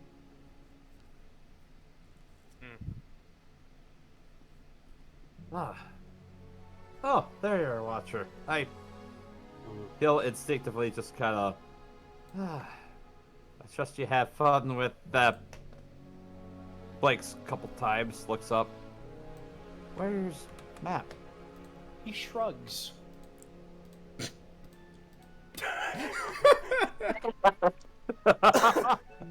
As if to say, who?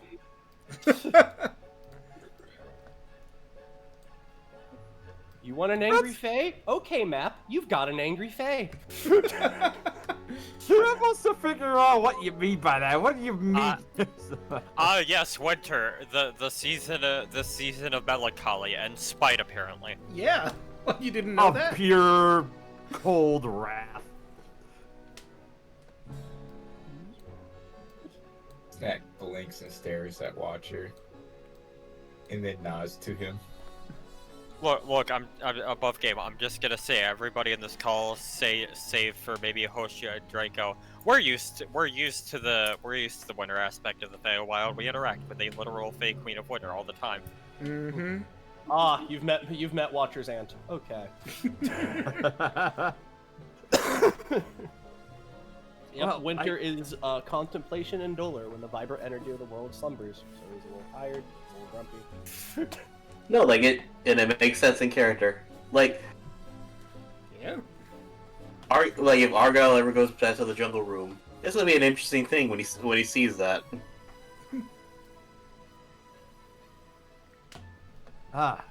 So, if that's the case, in broken mechanic, Red will attempt to fill. Actually, wait.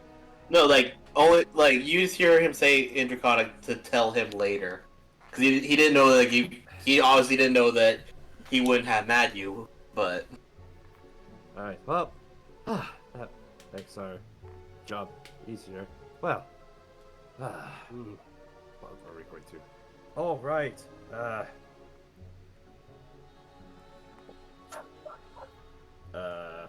I'm sorry. I am distracted by the fact that there's a giant moth flying around my computer. Like, what the fuck?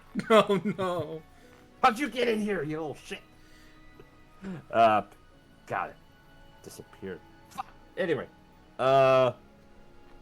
yeah, Red will just kind of look over to Watcher and, just gonna say, well, right, Should we be off to the tunnel of? Before that, though, something else did slip my mind, apparently. When we were back trying to find the thing.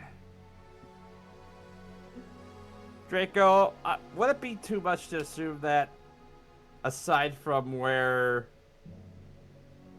the flanks were, Red didn't see where the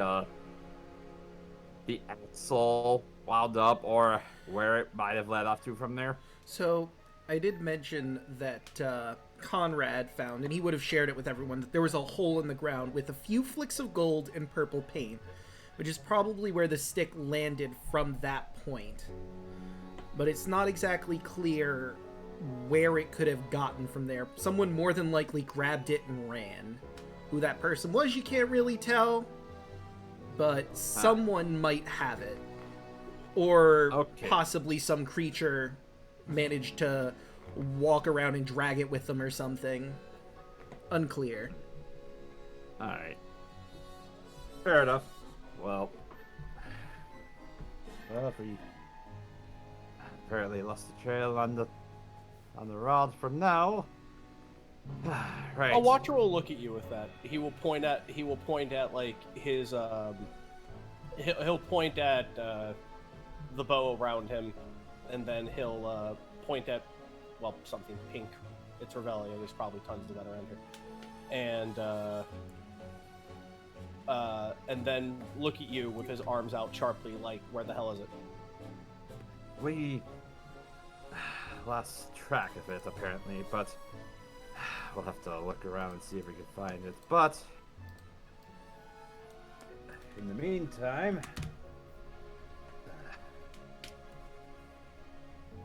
I suppose, would you mind if we stop to visit Luck on the way to Oolala Lane? Let's see if he has anything else pop up today or tonight. He'll point out his bow as if to say maybe the weapon might be there. Possibly. Yeah, let's pay our fine-feathered friend a visit. Right, so did you want to go to the boring room and see where the key unlocks now first and then go to Lock, or just go straight to Lock and then come back here? Oh, because that is actually a good point. Let's bring it on the table. What do you guys think? Should we deal with the key now, or should we try and meet with Cicero first? If you're talking above the table, so I can use my talkie voice. Yes. Look, he's already here, so let's go ahead and utilize him to the fullest.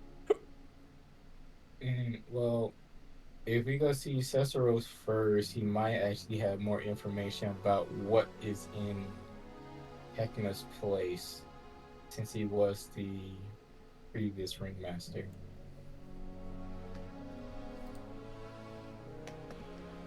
That's also true. Cicero might have information that would tell us exactly what it is we're looking for.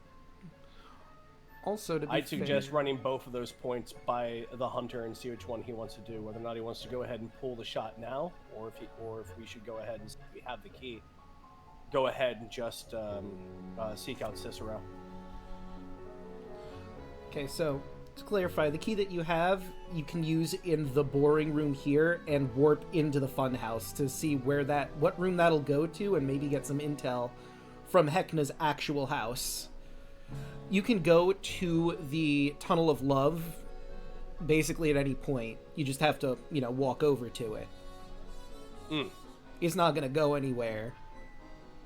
And I'd be surprised if it did. yeah, I mean, it's an anatomically correct heart. As far as we know, it doesn't sprout legs and move around the Revelia. That would be But weird. you can bet your bottom dollar there's probably a lot of blood there. Probably. You can probably safely bet there's a decent amount of blood. just a wild Yeah. amount of blood. Like, It's like that's not water that's on the lake is made of. but like, just no, going you from moving, like you could stop at Locke's place before the Tunnel of Love from the hostel, and then go from there to the Tunnel of Love. I mean, it's going to be a bit of a walk, but you can absolutely do that. Yeah. My issue is that like Hoshi said, and I guess Rabbit was kind of picking up on, it probably would pay to go and learn what we can from Cicero first before we come back to the hostel and potentially do something that might be dangerous and involving Heckna without That's a lot fair. of information. All right. But yeah, Conrad is willing to, if you don't want to go to the room right now, he can wait here for you while you try to get some intel from Cicero, maybe. I would like that.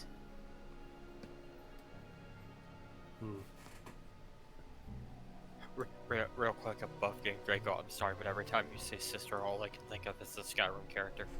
I know. The Sephiroth music plays in my head when I hear his name. I can tell you that the character in this is definitely not like the Skyrim character or Sephiroth. He is Hooray! significantly different than the two of them. Or it might be Seth Roach.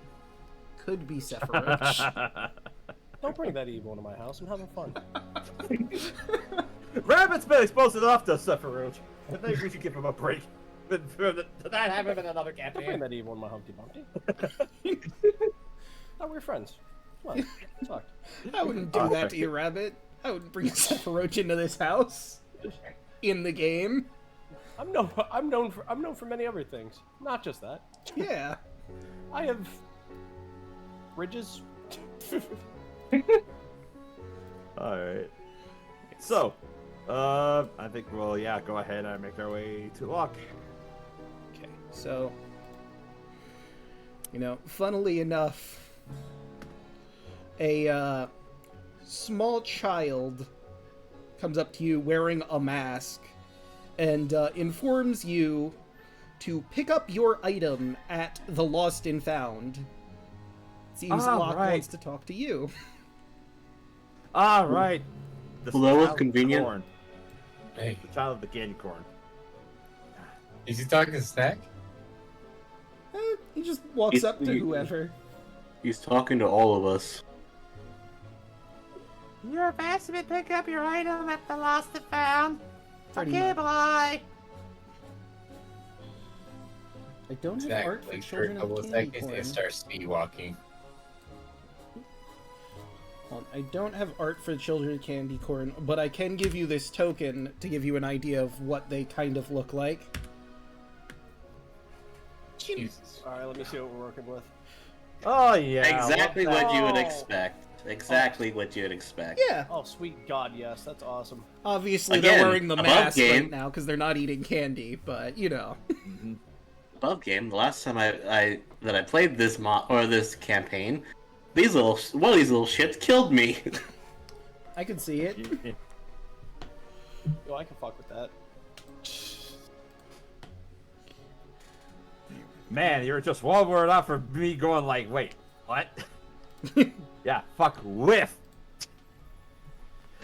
Anyway, that's all I'll say about that.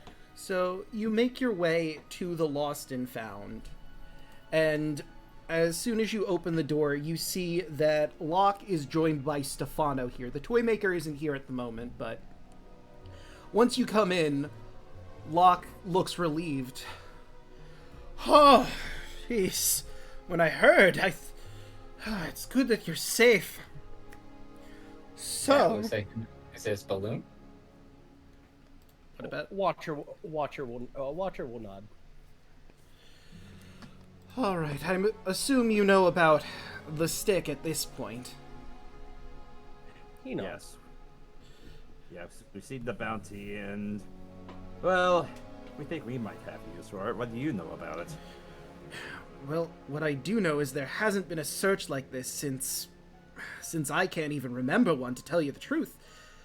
Perhaps when Cicero first turned on Heckna before he knew the fullness of the betrayal, it must be an incredibly valuable thing to put that much of a bounty on it. I don't know too much about it, but it's probably a powerful weapon of some kind. So, I think it would probably be in your best interest to look for Cicero and get some more information out of him. He was actually closer to Heckna than Sophie, the Chandler of Flesh, is now. More than likely caused a massive wound to him emotionally and mentally. Right, yes. As a matter of fact, we heard that he used to be the former Master of Ceremonies under Heckna before they had a falling out. Yes. From what I hear, they actually started the Revelia together. He knew him before he is as he was now. Oh. As Red just kind of looks to Watcher.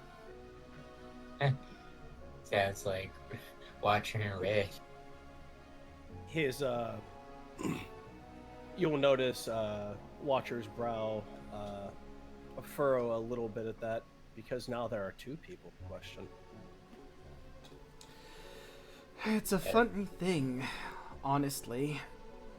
You'd think Heckna'd get rid of him, but you spend your life with someone building something together, one day you wake up and realize it's all wrong, and the person you dedicated yourself to is all wrong. And what do? They keep you anyway, even though it's hurting them too. I'm not sure why he wouldn't just get rid of Cicero. Maybe just wants him to suffer, I suppose. He is where he is as punishment. I believe I told you before, Watcher, but now that everyone is here, because he betrayed him, he is trapped in the tunnel of love. I'd be cranky too if I were him, honestly. Not that I've seen him or the tunnel myself, but I've heard the stories. I'd be interested in hearing what he has to say. We've known each other for a bit, and you've been quite the help. He nods. I have also tried to escape the Revelia before. And as my punishment, I'm trapped in here. In my wagon. I can't leave. I can only utilize the children of the candy corn and people like you to get things from around the Revelia. But I'm not giving up hope yet. You've been very helpful.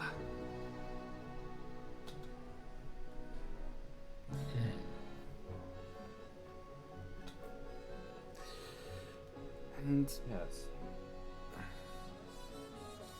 I have more lore for you, if you'd like, in exchange for trinkets, of course, and, you know, I do have other jobs now, if you'd be wanting some red tickets. I'll pay a bit more now that you can access some of the more dangerous sections of the Revelia. Probably about 30 red tickets for that. Ah. And apparently it seems that our former map companion has gone missing, as Red just heard the Watcher. So you need not worry about an extra set of, well, non-existent ears listening into the conversation anymore. I was wondering about that. Honestly, it's probably for the best at this stage of the game. He smiles. Well, he smiles when Locke says the game. Which one of us has the key? Is it still Argyle that has it, or who has it? I think Red has it. Reg. Unless Argyle didn't give it up in the first place, in which case, yeah, Argyle would have it. I don't think Argyle gave it up. Like, he just showed it to him, so Argyle would hold this out. I know this is not really a trinket, but look what we found. Ah, yes, that's a funhouse key. They're very, very useful. You can get into one of the rooms of the funhouse with this unlocked door. He looks at it closely. I believe this one would go to the cheese room. I don't know much about it, but I recognize the symbol on it. Hmm. Cheese room. Huh. Wonder why they call it the cheese room. Did he actually It's so start cheesy. cheesing? Watcher will look at Red with a really look on his face, and then he'll point at the rat. Shrugs. Also, Red, you would have noticed this. You hadn't noticed it before, but there's a symbol carved into Locke's door, and it looks like this.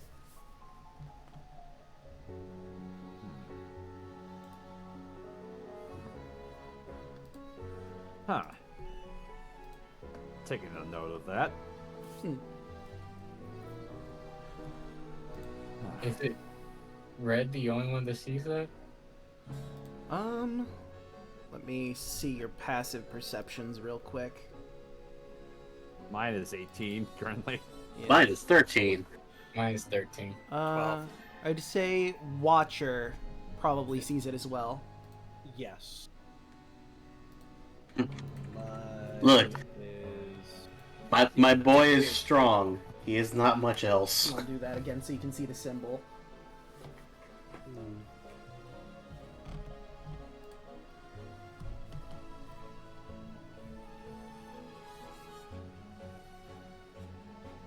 Can I do an Arcana on this? Something like that? I'm gonna say no, because I did tell Red in an earlier session, this is very similar to Thieves' Cant. It doesn't have any magical origins. Ah, I see. Okay. Oh, right! That's right. Because you have Those seen the symbols runes are like- before. They're like... Honestly, I wouldn't be surprised if those were like written gobbledygook now that I think about it. I do know gobbledygook. You know, there's a But couple Sean people... told me it was a spoken form. It wasn't really like a... I mean, they're, unless there's like a greater clown speak, I don't know. Speak greater clown. Speak loud and enter. There's gobbledygook, and then there's honkenspiel. God, shut the fuck up. Shut the fuck up.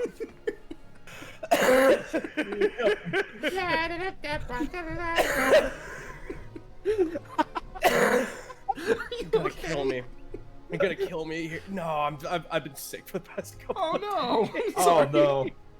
I thought you were grabbing your... It was either your slime or your kazoo or something like, oh no. No.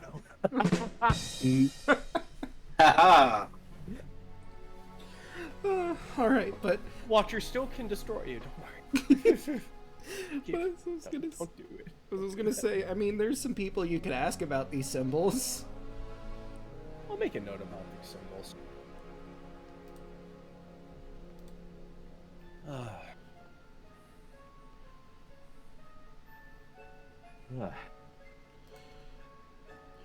But I suppose. Locke's right there. yeah. That's curious. What do you know about those symbols that have been, like the ones on your door? Oh, well, you see, those of us that are resist against Heckna use this symbol language to send messages to each other.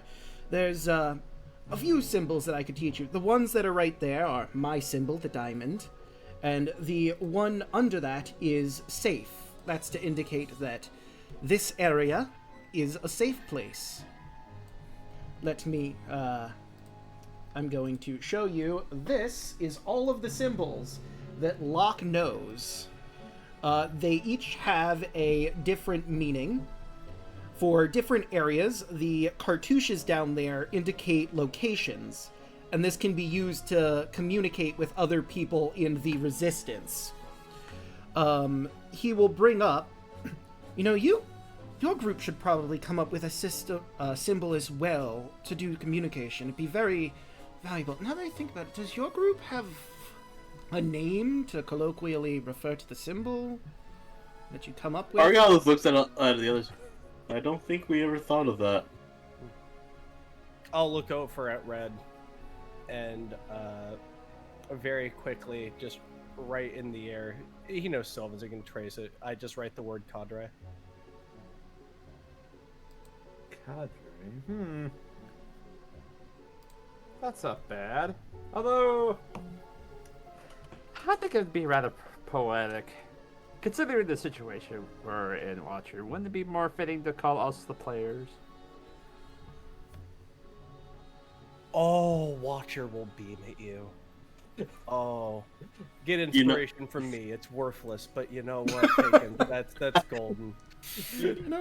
I'll also give you inspiration. That's fun. The best part about that is that it's just vague enough to actually count or talk about us, but also not talk about everyone else here. Oh god, it's just like, I just realized the meta implications because it's like, wait, the player party or the player characters? Or the players themselves? Yes. It's gonna be interesting when I make the descriptions for this. The players.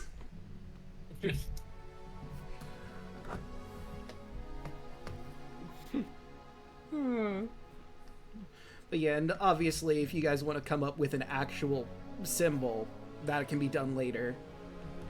If you want to try and workshop that or whatever. Let's look at the...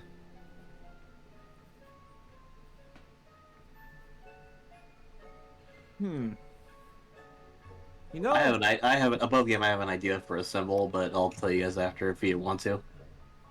Oh yeah. Yeah, I've got an idea too. We could probably workshop that later. Now you finally have all the information on the symbology of the Resistance.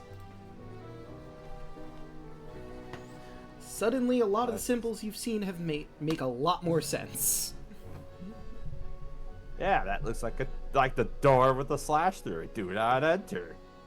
A sweet thing, that's a bribe. A balloon's a balloon. Spider's arachne. Door open is entry. How nice. Oh, and I see the circles with the slashes. It looks like a person's watching, and this is bad. You know, watching's bad. Yeah. Wow, Watcher is right there. It's my job. It's really funny. That's his name. It's his occupation. It's what he does. I'm an observer. Indeed. But if you all need anything, I'm obviously still open. Yeah, let's see what your wares are. And has the list changed since last time, Draco? Or is it still the items listed on there? So you guys would have taken a long rest, so I need to adjust it a little bit. So give me just a hot second here. This seems like a good time to take a break while I get this all sorted out. Yeah, sure. Oakley dokley, neighborino.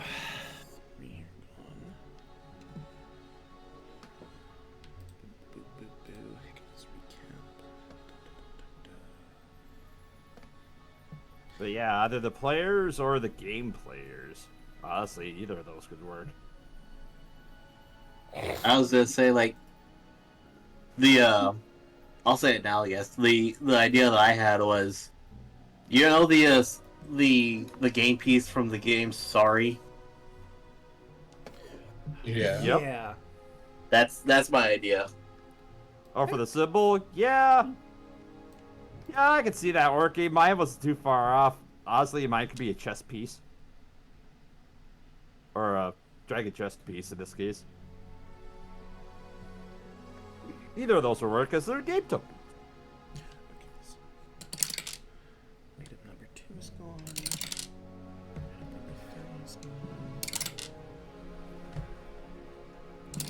silvery fern.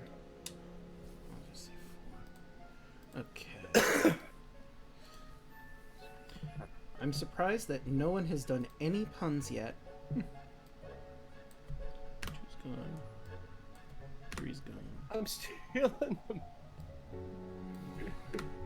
Oh god. There's Watcher getting in here. I'm sure like Oberon would have wanted a Green Knight to somehow wiggle his way in here, but nope. It's one of Titania's little courtiers. Against all odds, the one just a small court office worker. No, he's got this. Scratchy was the better part of it. Let's see. Just Titania just holds him up in her hand, going, "I just think he's neat." Yeah.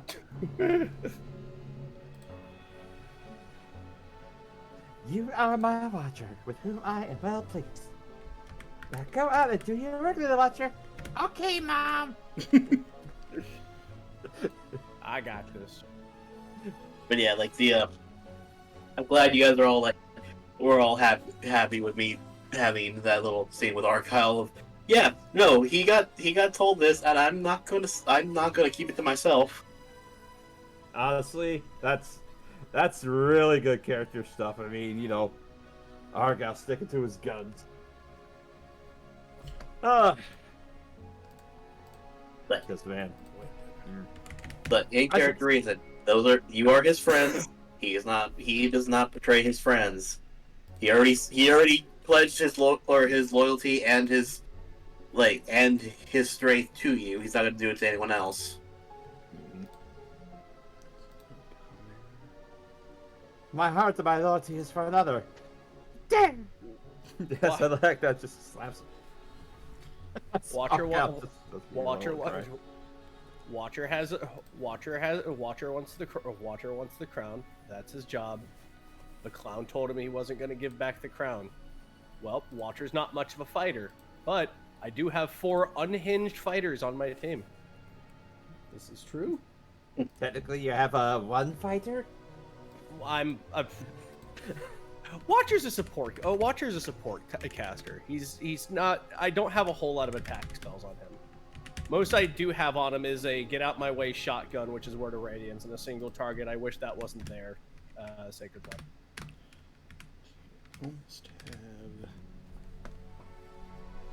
one more. If Peace Clerics get any more attack spell, wait a minute. I'm a cleric. Yeah, of course I get attack spells. I mean, Guiding Bolt. Yeah. Oh yeah, Guiding Bolt's vicious. I have Guiding Bolt. I'd be a fool if I didn't take Guiding Bolt. Guiding Bolt's so good. It just reminds me of Roll With Me when Connor hit that fucking crit Guiding Bolt on what's his name? I'll be right back. Steven. His name was Steven. Okay, I'm back. What happened? Oh, everything's fine, Hoshi. We're just discussing potential spells that Watcher might invest in. Maybe not. Oh no, I have a lot. I have a lot of spells I can invest into. I also have a lot of spells in case Draco has a bunch of fun stuff. Oh, I do want to go ahead and type you a question. This isn't a big thing. This is just to know whether or not this would be viable. Where Okay. are you, Draco? And it's a question you've probably thought of yourself once or twice playing D&D. Alright, let's see here. Wait, me? No, No. Draco. Me. Oh. So, that's an interesting question. I'd say probably not in Okay. the terms of spells that would manipulate it. Okay.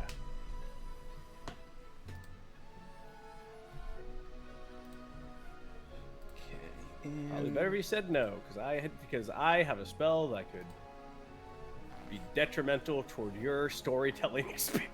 Yeah. I'm not looking to have any, I'm just gonna reveal, I'm not looking to have any bloodbenders up in here. I'm sorry. Nah, it's cool. It's cool. I have created destroy water, and I just didn't know whether or not that counted toward blood or not. Because if we're going to a place that's full of blood, it'd be like, oh, yeah, don't worry, let me take care of that. Let me just Oh, remove God. everything that keeps you alive. Hang on. Yeah. Oh no, not for people. I'm just talking about if there's blood, like rivers of blood. You could use the spell to be like. I mean, I think, like, it would have a very similar situation for, like, alcohol. I think it stops being water once you mix other stuff into it. What? I don't know what you're talking about. Glug glug glug. There's water in it. Gosh. I use purified water. Right, you know what? Oh god, purified water of blood to make it water. No one is redeeming puns, so I'm just gonna read this pun because I've been excited about saying it. I was like All waiting for this. All right, lay it off to me. What you got? When I told my family I wanted to do stand-up comedy, all they did was laugh.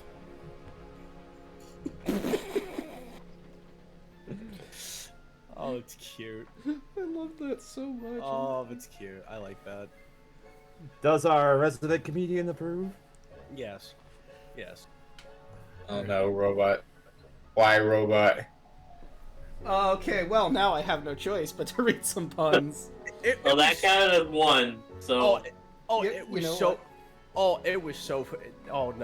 funny. I think one of my favorite sets that I did was just like, I followed up after this other comedian. He just did like gentle, nice telling stories. Like everybody was wheezing. He didn't say a single swear. It was very much like very clean humor.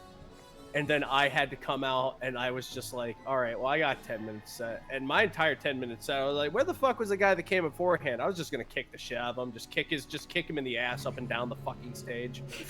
Because I can't say the funny fuck word when you say such wholesome fucking shit, god damn it.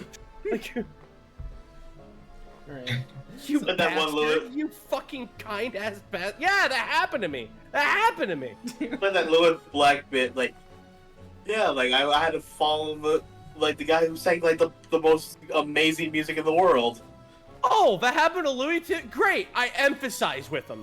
That's a big benefit. Jesus, I wanted to just Homer Simpson him, just not kill him, just let him know who's boss. It's like, nah. It's like you're on stage with stand-up comedy. Say fuck, you asshole. Say Oh no, fuck. now I'm worried. Robot says he has over 100k channel points and he can mess with me whenever he wants all day. It pleases him. Robot, I would like to remind you that me and Draco are going to be playing Kingdom Hearts 2 on Friday, so go ahead and do that throughout the entirety. Considering the world we're about to go into, that'll be very fitting. Also, I want to bring up my pun calendar images that I have. I have 777 images. I've got a jackpot of images. Oh, that's funny. But I've got more puns to read off. Oh, I just realized you added the ara. I do, yes. Oh God, yes. I have Can we two ju- different ones. Should we explain that there, Draco? You know what? Sure, I'll do that before my puns. So, you know what? I've been wondering about this for a while. Like, I watch other streamers that have ara things, and I thought, maybe I could do that. I can do feminine and male voice, and I could probably do an ara. Would that be something people would be interested in? And I put it to a vote, and people decided yes, they want me to say ara. Not like that, obviously. I would do it with more feeling. But now it is a thing that I have, that people can spend points on at any time. And... Robot, do it. Hold on. I remember one of my friends says something like that. Or I think it's like say or something, and the description is "you degenerate." I like that. But I've got puns to read off now. My grandpa spent his whole life in the kebab business, and hoped I'd follow in his footsteps, but I didn't. He was buried with all his equipment, and now he's probably turning in his grave.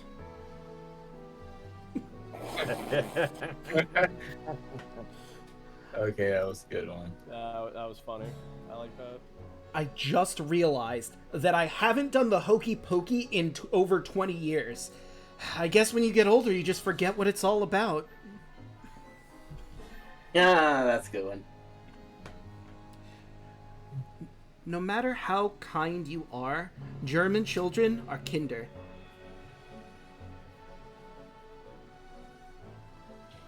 I want to remind you that my wrath is great and very terrible. Just had to get that out there. The Oh, people Did you? Did needed you have to to get that know. out there? You just had to. Couldn't live without it, huh? No, I live without couldn't. it? Just couldn't live without it, huh? I mean, little guy, huh? technically- Funny little man, huh? Technically speaking, I do have more puns, but I really wanted to read that one then and there. I've just bumped into a man who invented the globe. It's a small world. God damn it, that song's in my head now.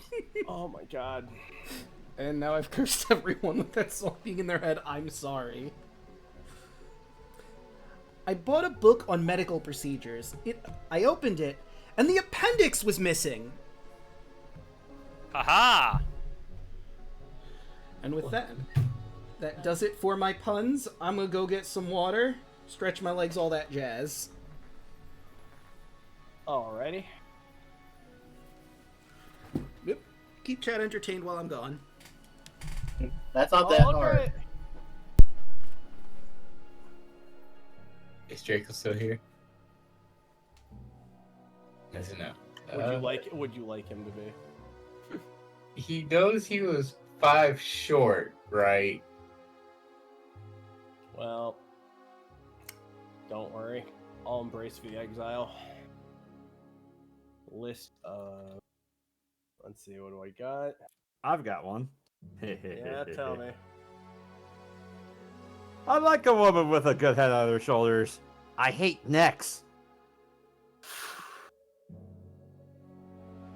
Becoming a vegetarian is one big mistake. Long fairy tales have a tendency to dragon. Oh, that one's easy. Never trust an atom, they make up everything. There you go, that's 3. England doesn't have a kidney bake, but it does have a Liverpool. There you go, there's 4. There's 4. I bought myself some glasses. My observational comedy improved.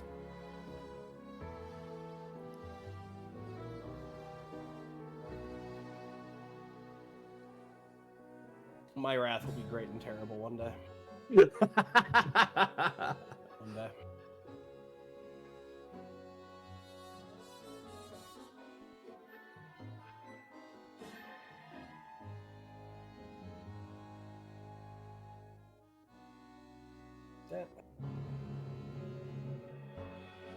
By the way, like off topic, I've been really, like, as of late, I've been really into those videos of that guy getting the old ass MREs and trying them out.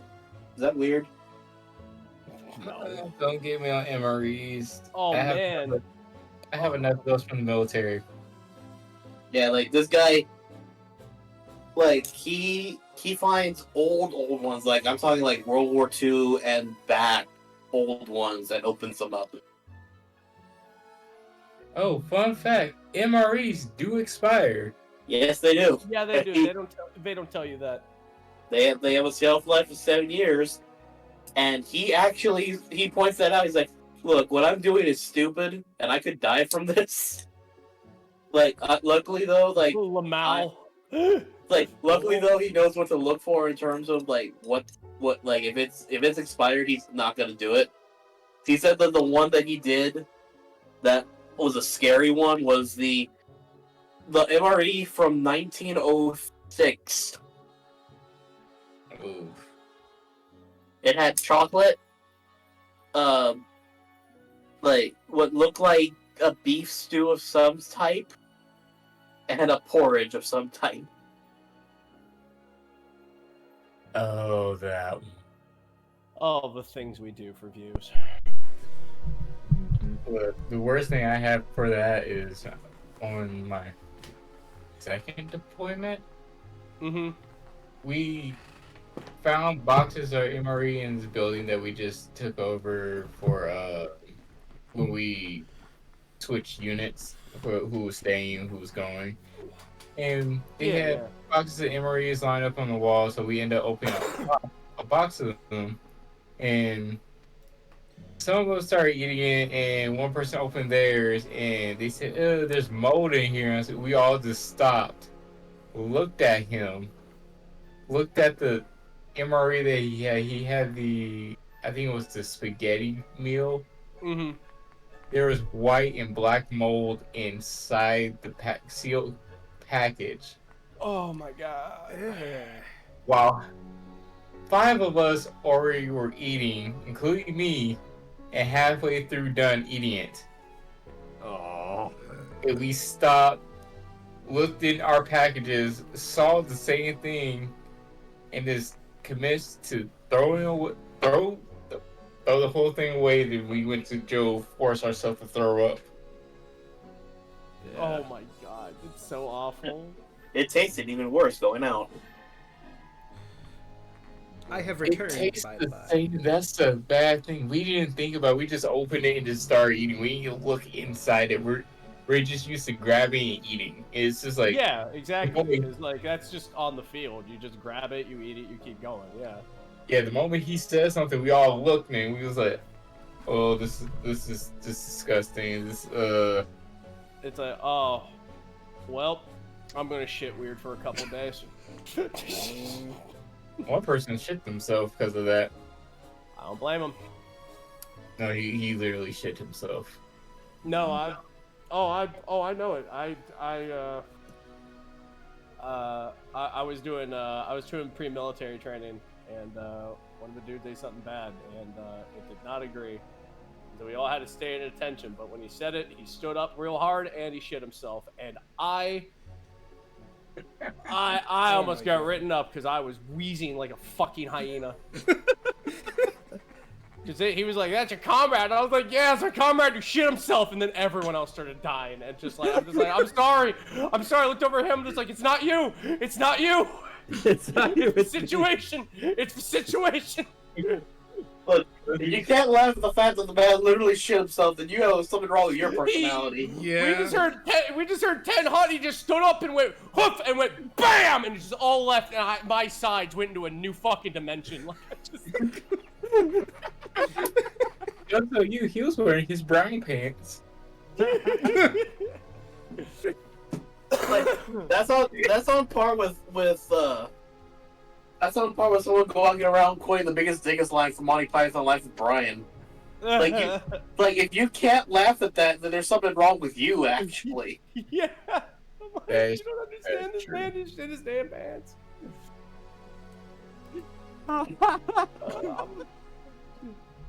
That's not good for the Navy, son. Oh. All right. Oh yeah, Draco. One more thing before you come back in. Mhm. Oh yeah, you're talking about the hokey pokey. I'm trying to learn it too. Well, I'm trying. Not all of it though. I've got the ins and outs. Oh, that's good. I like it. All right. Okay. Also, Let's continue. I did notice there were some quality puns in chat. I can't really rank them right now because chat has moved on, but you're right. Let's continue. So he does have I'm some... trying to learn the hokey pokey too, but I keep getting turned around. Alright, but you do notice he does have some new stock. If you haven't, you can open up the Lost and Found player info and it shows what he has down there. Huh.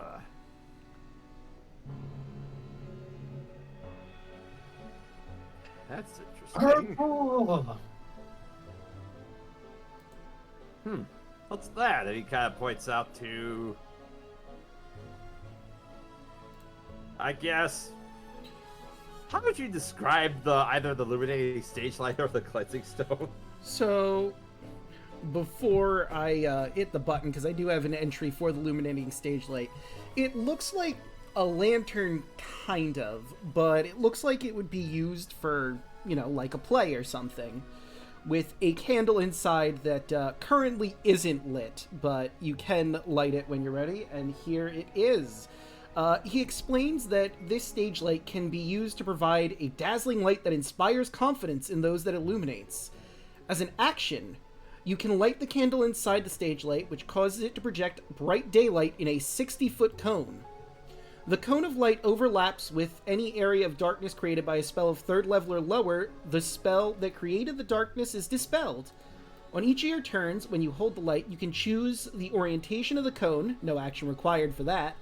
Up to 8 creatures of your choice that are illuminated have advantage on Wisdom and Charisma saving throws, and advantage on Charisma checks. The candle burns for only 1 minute in total, but it can be extinguished with a bonus action to save you some time on it. When the candle is burned out completely, the stage light's magic fades, and it just becomes an ordinary lantern that you could use as such. Huh.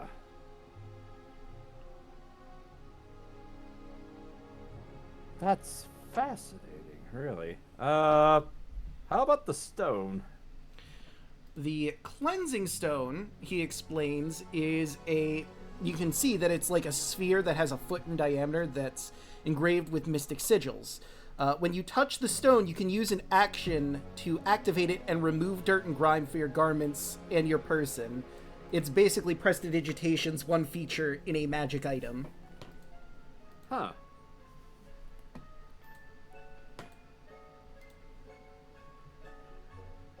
How much for the stage light? That would be 20 red tickets.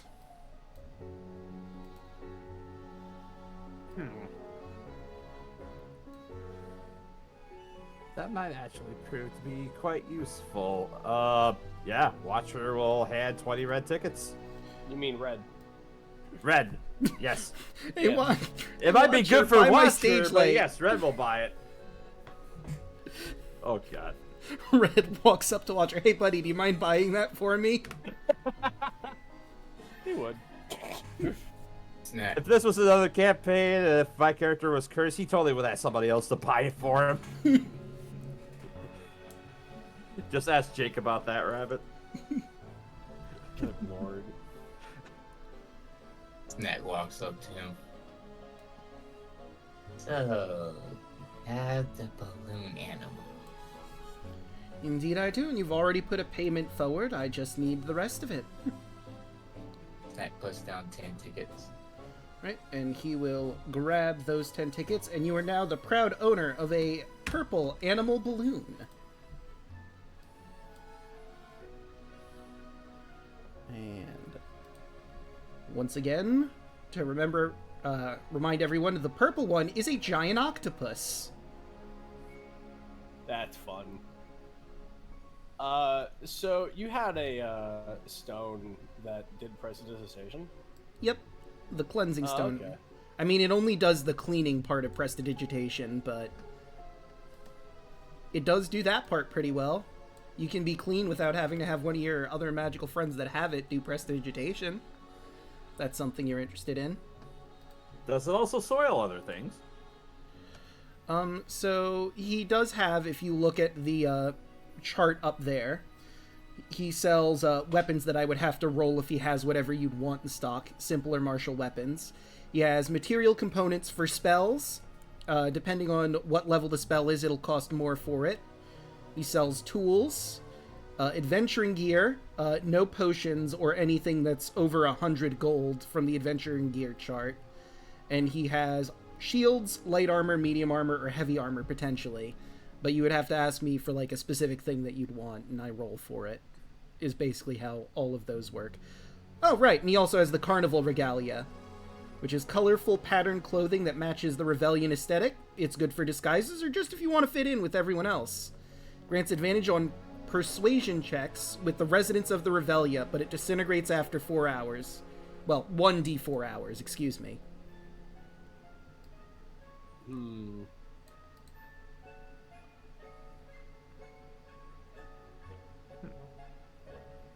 I have 16 arrows, but it'd be nice to go ahead and get some more. I want to partake of the bird and see if the bird has any arrows. Alright. Let's see here. Arrows. Adventure.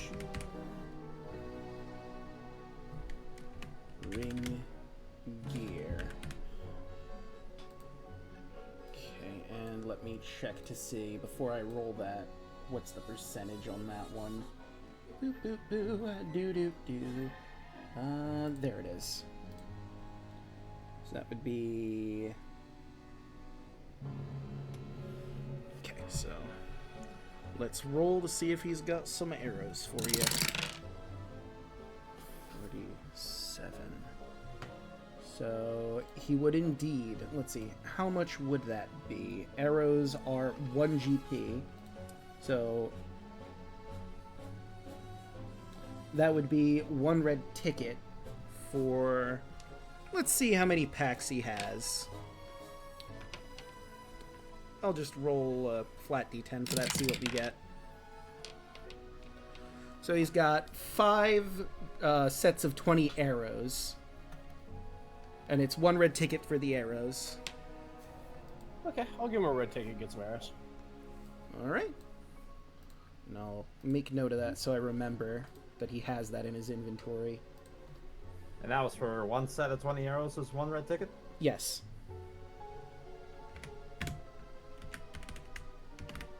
You know what? I'll also take a set of arrows too. Alright. Both have 20 red arrows.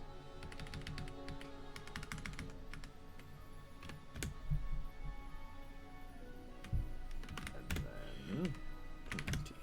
Here's an interesting question. How about some studded leather armor? Alright, let's see here. Studded leather. He goes looking through his stuff back there. That is a light armor, right? Or is it medium? Yes. Use light. Okay, 81. Unfortunately, I don't have any at the moment, but I might pick it up at some point. Try again later, sorry. No worries, my fine feather friend. As Red just kind of looks over to Lilith and just kind of rolls his eyes at her.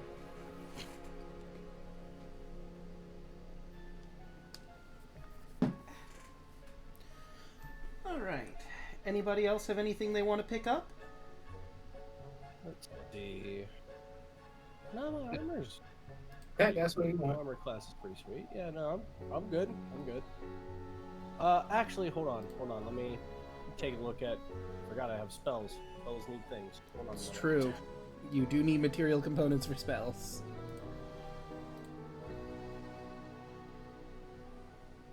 Can you focus? I'll make a gesture for how would I do this? I would point out one of Locke's feathers and then point at the table to see if he has like any feathers or anything like that. Alright. And, so to figure out what I have to roll for that, what level spell is this? Okay, so I just want some stuff for enhanceability. Okay. I doubt he has platinum rings, so I mean, lots of stuff get drops around here. I would shit pant if he had platinum rings. Okay, so that is a level 2 spell. So let's see. Yup. Boo, boo, boo, boo. That's a 2e. Oh, you're...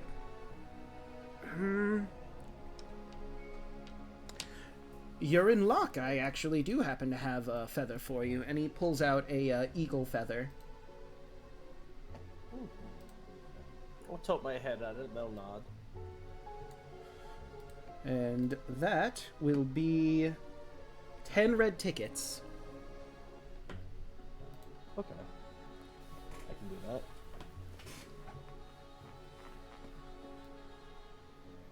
Alright, works well for me. Okay. And Hoshi, I believe you were trying to say something, but I didn't quite hear what you said. Oh, I didn't say nothing. Oh, never mind then. But, anybody else have any shopping they want to get done?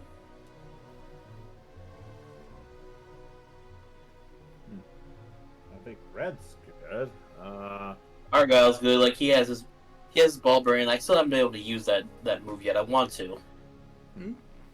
How about Lilith? Chaco.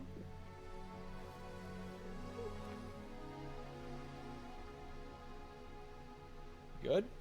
Oh, Draco? Did we lose Yeah. Chaco?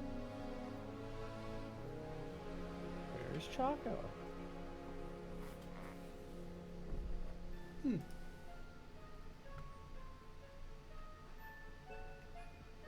Huh. Draco, we can't hear you. Did you drop? Sorry. Oh, there we go. Were you? Let me guess. You accidentally muted yourself. No, I was distracted. What was the question? Was there Oh, anything you wanted to pick up at the Lost and Found? Nah, I'm good. Okay. Alright. Of course, there are other shops if any of you want to go to them. There's the souvenir shop to your north. There's, of course, still the food court. Just one place you haven't gone there. Or we could just head straight to the Tunnel of Love from here. It wouldn't suck to grab a couple cream soda potions.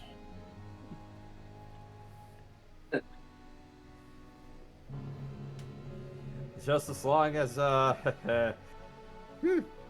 hopefully Felix has a cat wind. Alright. Argyle would go in with you when you're going into the potion. See if Felix made the cream soda. Oh, he doesn't know me, and with the way I change my form every time I go to bed, I doubt he'd recognize me. So, Yeah, probably not. Also, none of you have gone into the candy shop. It's still a thing, you don't know anything about their stock. oh, a candy shop? Oh, we can try that too. Wait, there's a candy shop? Yeah, like at the food court you would have saw it, but no one has ever tried to go in it yet for some reason. Candy's Candy and Emporium. Honestly, if I would have actually realized there was a candy shop, Snack would have definitely went in there. Somehow you just been avoiding it. But I'll bring y'all over to the food court. Whoops, I accidentally grabbed the symbol to show that Locke's wagon is there. And you can probably make it there. It's pretty close by without anything accosting you. Mm-hmm. So, if Snack's gonna hop on into Candy's Candy Emporium, let me show you the woman behind the counter. And let me grab her section. I feel obligated to say that one of us needs to go with him because he doesn't know how to count. He will get lost. Snack knows how to count. He was doing a distraction before. Right, so this circus tent is the stereotypical one you see, the red and white all over it. Inside, there's all sorts of candies, and standing behind the counter is this woman. You imagine the titular Candy of Candy's Candy Emporium. Jesus. Man, that Dichromata is certainly settling with the way that the makeup is on there. It's Ronald McDonald's horny sister. Oh no! Why would you say that? Yes. Yes. I was gonna say she looks like the Wendy's last! mascot. Yeah, it looks like Wendy was Ronald McDonald's sister. Let's fucking go! Snack walks into the shop and looks around, sees this one. He's like, Jesus. Well, hey there! Welcome to Candy's Candy Emporium. I've got all sorts of candies that'll rot your teeth out, but they're so dang sweet. What can I get you for? We've got all sorts of different things. Got cotton candy, funnel cake, candied apple, popcorn. A Gertrude Wonderment, she pulls out what looks to be a deep-fried, sugar-covered pastry that is about the size of Gertrude Figgy Pudding the Ghost, and they are shaped like her as well. Also, You had me at cotton candy. alright, cotton candy, that'll be 1 red ticket. Wait, funnel cake? Mm-hmm. How much is everything here? So, the cotton candy is 1 red ticket. Funnel cakes are 3 red tickets. The candied apple is 1. The popcorn is 3. The Gertrude Wonderment is only 2 red tickets. She's also got circus cookies for 3 red tickets, and something called a chocolate whoopsies, which the tagline reads, "Their mistake is your fortune." And How much is that? the chocolate whoopsie is 5 red tickets. And let me go to our food court section so I can reveal Candy's stuff, because now you've been here. Boop, boop. And there's some other taglines I didn't quite read, like the cotton candy one is, "Who doesn't love cotton candy? It's a wispy candy spun around a cardboard tube." You know, you're familiar with cotton candy. Oh yeah, it's cotton candy. Candy nut. Meanwhile, I'm just channeling, and like whenever I see somebody do the funnel cakes, funnel cakes, get your funnel cakes here. Mm-hmm. Or in Red's case, hey, you wanna buy a funnel cake? How much tickets do I have? So you bought a cotton candy and a chocolate whoopsie, correct?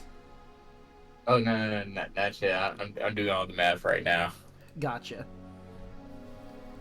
Red will pay 3 tickets for the funnel cake. All right.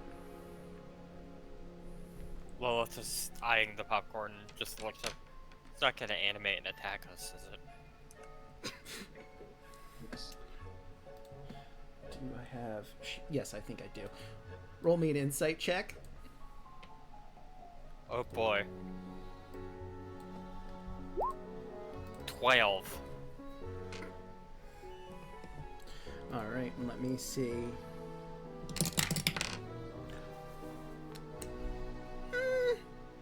Maybe. Probably not, though. And Squints. you're pretty sure she's just being silly. I mean, she is a clown, after all.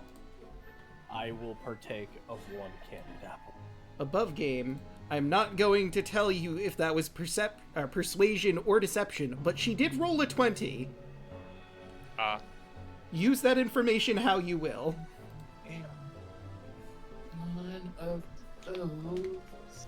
Now get the calculator out.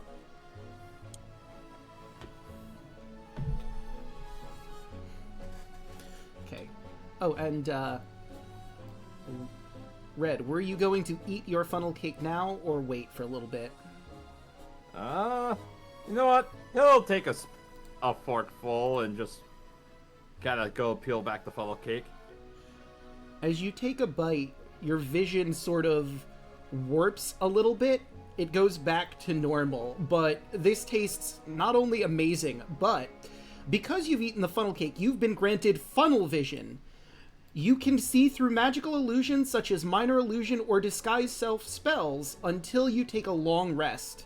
During this time, your passive perception or wisdom is increased by exactly 1 point, and colors and sounds seem much more vibrant. Holy shit! That's useful as fuck. I Yeah. love drugs. Who doesn't love drugged funnel cake, right? Yeah, Meanwhile, Look, I want to see through time. Let me eat this funnel cake and do that. Yeah. I want to This see. smells- I want to smell what a Tuesday is. Okay. I want to go ahead and take one of those candied apples. All right. Same, Lilith will drop a ticket and grab an apple. All right. And I'm going to partake of that apple. Of that apple. so it's really good. It's coated with a nice thin layer of caramel, and Oh, that's October, baby. after you take a few bites, you're feeling a little bit sluggish.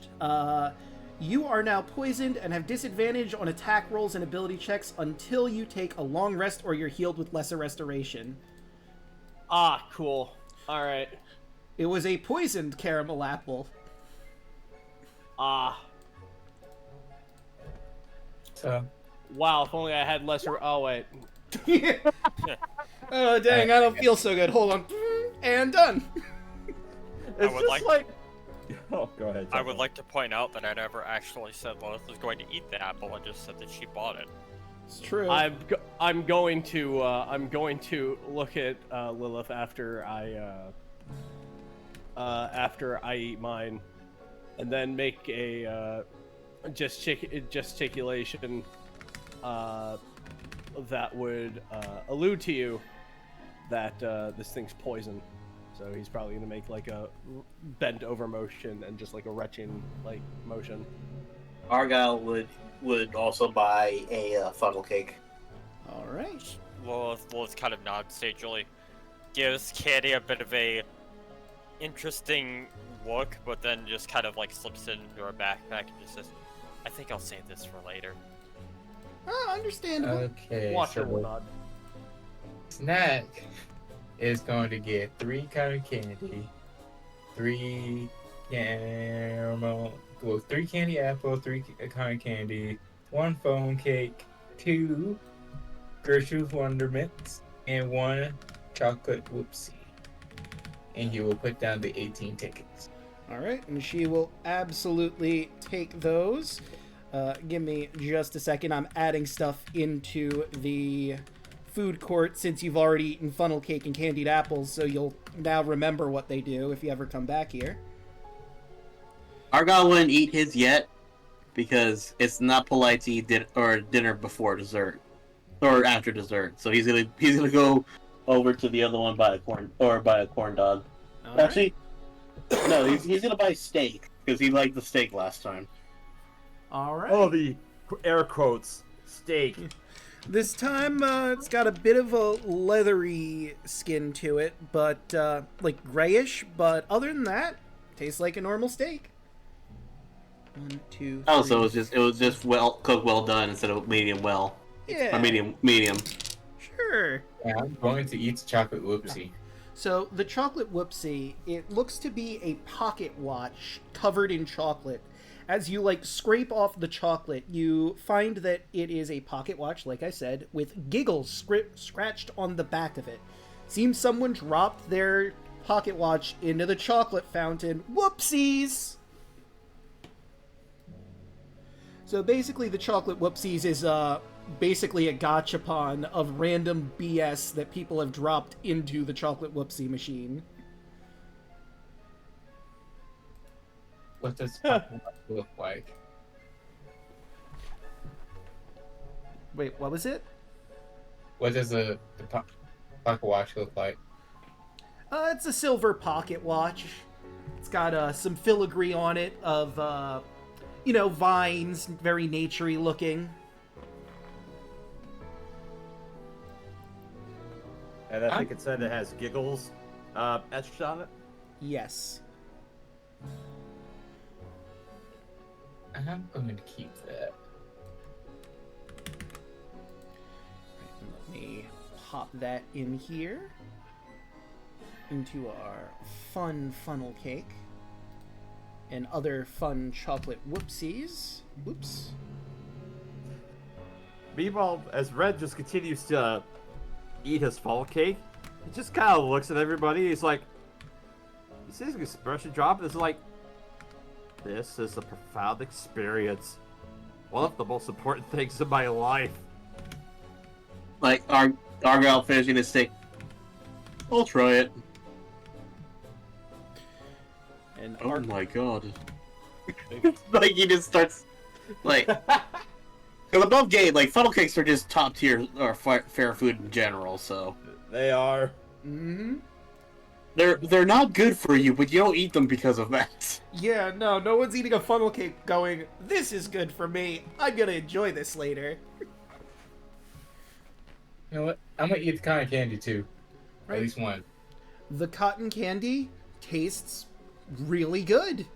It's nice, sugary. The consistency's a little strange. I mean, it's still the consistency of cotton candy, but it's a little... What would the word be for this? Silky. Yeah, let's go with that. Silky sounds correct. But it still tastes like cotton candy. 100%. Oh, God. Oh, ho, ho. Cotton candy is gives you the benefit of a ration, basically. Or no, wait, I'm sorry. It says here that it comes spooled around the cardboard tube. It has no nutritional value, not even providing the benefits of a ration. But it tastes good. So that begs the question, does the funnel cake give you the benefits of a ration? The funnel cake does, yes. The Okay. cotton candy doesn't, solely because it mentions that it doesn't. The Argyle had a complete meal because he is a smart boy. It's true. I'm gonna try one of the Gertrude Wonderments now. Alright, the Gertrude Wonderment tastes amazing. It's this a big old giant deep fried sugar covered pastry, and it's probably the best thing you've had in a good long while. There's no effect, it just tastes really good. They name, and I will read the tagline. They're shaped shaped like a ghostly figure, my good friend Gertrude Figgy Puddin'. She really loves them. Her favorite treat here, actually.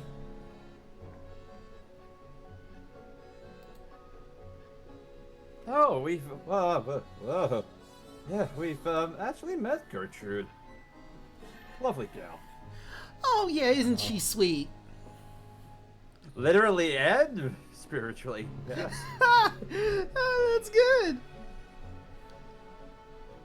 This is the best thing that I have ever had. Well, I'm happy you like it. You know, if you come across him, make sure to tell Heckna, you know, he gives us benefits here, the people who work at the food court, whoever his favorite is, so if get a lot of positivity, I could get access to other fun stuff. Well, I could get access to the pantry, which will allow me to get my supplies a lot easier. But, you know, is what it is.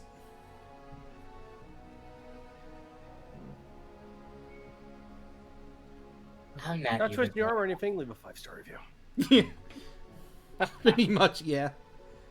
I'm not gonna ruin my wonders and ask what's in this.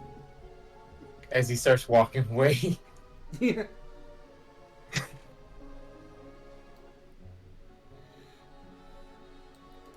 Copy. And let's put that in. Man, I'm so surprised that no one wanted the popcorn. I wonder why, Draco. It's a traumatizing I experience. couldn't imagine Never. why. Never the popcorn. Poor snack. Oh, popcorn made me sick. Oh, popcorn attacked me. What? It smells so delicious. I don't want to eat it, but yet I do. Yeah. It smells so good, but I remember what happened. I Demon remember last popcorn. time I ate popcorn. If you, well, you guys get out of the Revelia, Snack's just never gonna be able to eat popcorn ever again. Nope. Zach's just like, no, take me back. I want the good candy. What's wrong with popcorn? Don't ask me what's wrong with popcorn. You will never let me. You will never make me eat that again, old man. You did it once with broccoli. You're not going to do it with popcorn.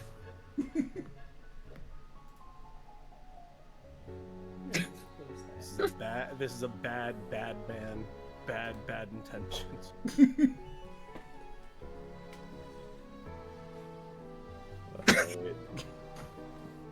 So, now that all that food stuff's been taken care of, to Ooh La La Lane. Did you guys want to stop at Felix's first, or just straight on? Yes. ahead? Oh, right, Felix I is want right. to. I want I to stop completely at forgot. Felix's first. Yeah, let's stock up on potions. So as you walk to Felix's wagon, you notice that Candy looks at you a bit annoyed that you seem to be going to Felix's shop. If anyone wants to roll insight, you can. Yes. Oh, absolutely. I am an The insane booty man. will absolutely. I think above game we kind of had the inkling that they've got a rivalry going on, but yeah, let's, 20. go ahead. I'm not rolling well with insight. God today. dang. That be So natural 20.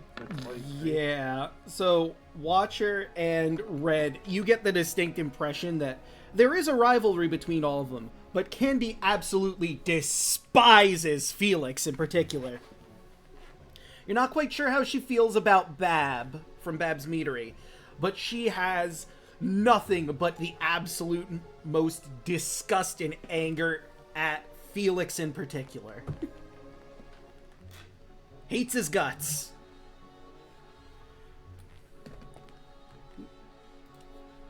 Ah, jeez.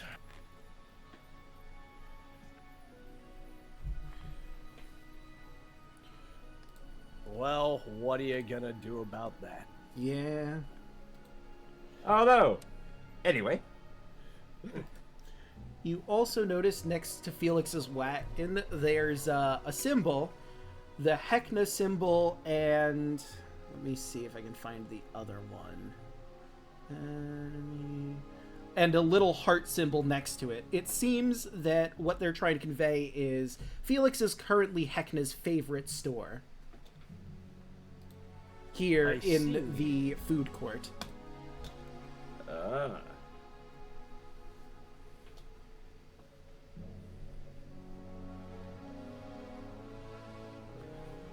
As soon as you walk up to the wagon. Oh, hello again.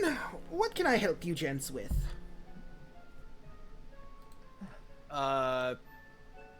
Watcher will hold up one of the cream soda potions, and then he'll look at his rares, signifying that he would like to get another one of these cream soda potions.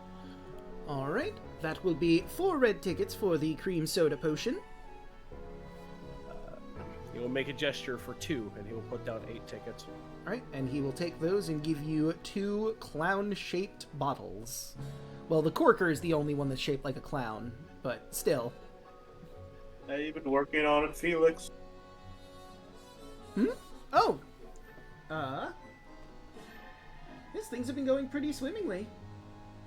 Although I seem to be missing one of my mugs. I don't know where that could have gotten off to. Oh no. I don't know. Like, I'm just interested in the cream soda snow cone, like I suggested, if you've been working on it or not. Oh, well, I have been working on it, like I said I would, but I might need a little bit more time on that. That makes sense. Can rush an artist, right? Exactly, you get it.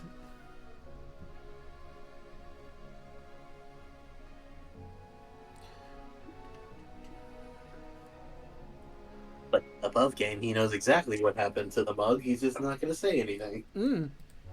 Good. Good. But he doesn't betray his friends, and he ain't no snitch. Because snitches get stitches. As we all know. Wait, what, Fact of man? life. Fact of life.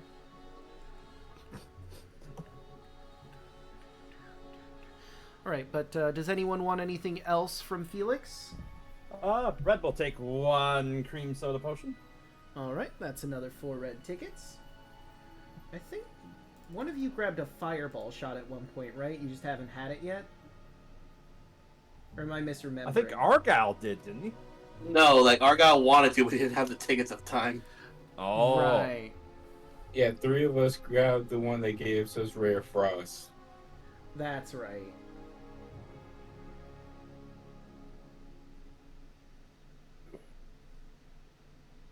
I'll It take was one the of those snow cones, yeah. those moonshine shots. Oh, alright. Here you are. That will be 6 red tickets. Because I like above game, I wanna do Dan's signature attack. Yeah, and then everyone can use the emote. I mean, obviously not right now because you haven't used his signature attack yet, but you know, it's there. Free to drink this Always whenever waiting, you... Wazowski. Mm-hmm.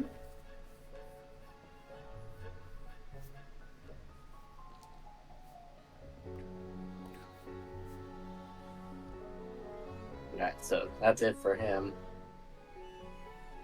We're all just waiting for the Dan cameo in this campaign.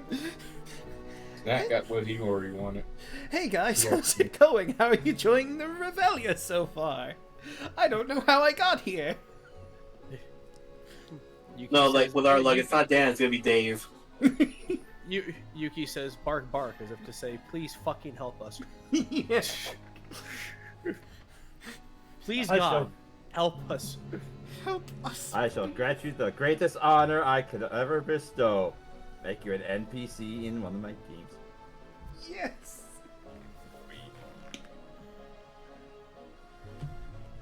I mean, I have used Dan as an NPC once a while back in a Curse of Strahd, but who knows? Maybe again. We'll have to see how that goes when that happens, if that happens. But I digress. So where do we go now, everybody? Yes. Watcher will make a gesture of clenching his fist and unclenching it rhythmically to simulate a heart. Right. Time to hail a clown car. Alright. You managed to find one pretty easily, and let's see if anything bad happens. Oh, by the by, I didn't mention I'm using my Blood and Darkness dice for tonight. It seemed appropriate considering where you're heading. Uh-huh. But once again, you very luckily managed to... Nyong! Gas, gas, gas. Let me... Snack looks like he's about to throw up. This is like going out to the theme park right after you ate. Oh no! You've made I'm a pretty... right there with you, Snack. Tries to like calm his stomach by taking the shot. What do I roll for the shot again? So it just gives you the ability to cast Moonbeam at 2nd level within the hour after drinking it. I mean, but like it is a shot of moonshine, so I would assume like a Yes. con save or something like that. Ah, you know what? Sure, that makes sense. Roll that con.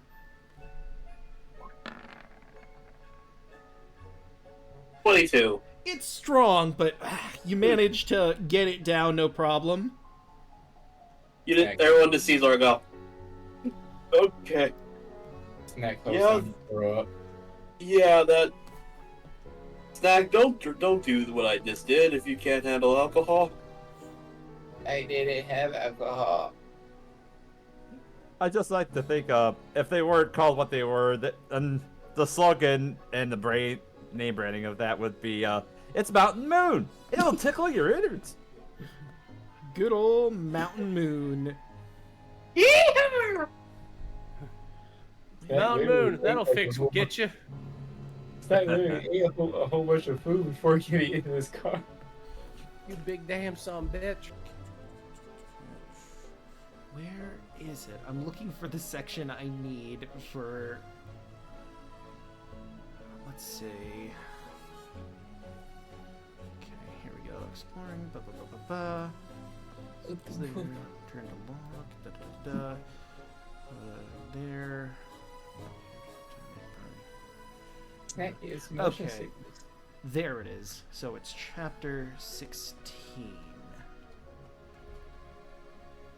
Where are you? Still have to get that. Learn that. Still have to do. Okay. And that's 15. Here we go. So, as you make your way to the Tunnel of Love, you stop before getting properly in there. The car lets you out. And where is... There we go. A shower of confetti, multicolored confetti, explodes before you, and Heckna steps out with a deep bow. His mask is fixed into a wide smile, but has traces of blood and candle wax smeared across its smooth surface. He puts his hands on his hips and takes a deep breath, exhaling a stream of steam and bubbles to the delight of nearby revelers. A few bubbles pop, splattering bloody glitter over the crowd. Hard day on the job, don't even ask. Really, you just can't trust anyone anymore. What say you to a little fun? Nothing gets blood pumping like blowing off steam, and I know just the place for a jolly good laugh. Come on now. Don't make me make you.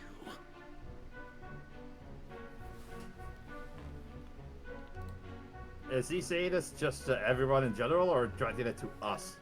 Oh, that's at you specifically, the party. Ah, yes, the party. Mm-hmm. Our group, named the party. Yes. Oh, the players.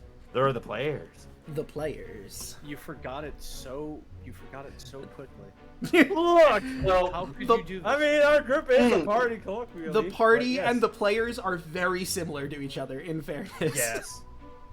Argyle is going to look at him, look at the group and say, I think we should follow him. That exact type tone of voice, and look at Heckna and wink. See, even Argyle agrees with me.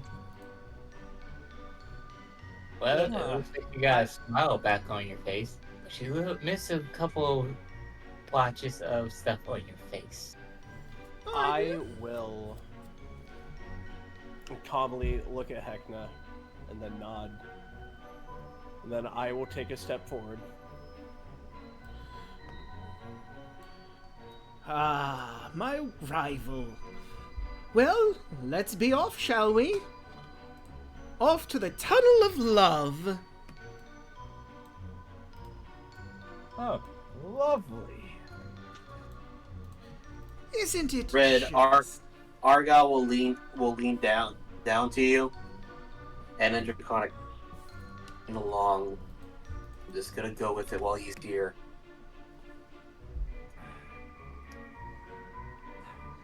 Thanks for uphitting. Let's this do. As he just kind of fumbles around with Draconic. The best thing to do with this situation is to play it safe.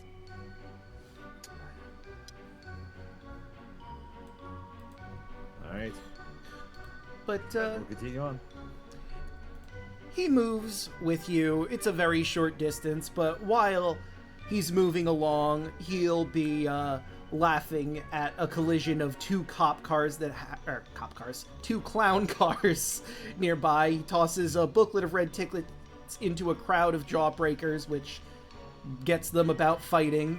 And he's talking merrily to all of you about all of the wonderful features of this new area you can go into.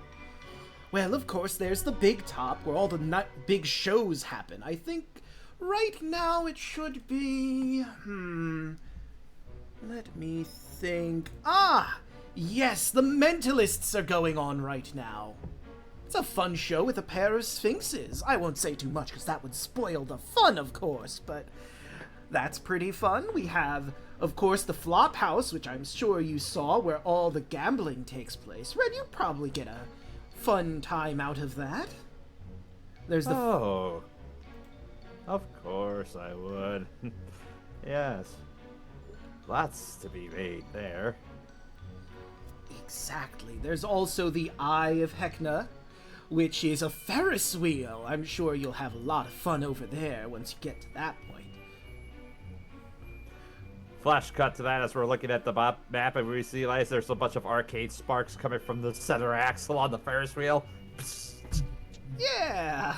Safe.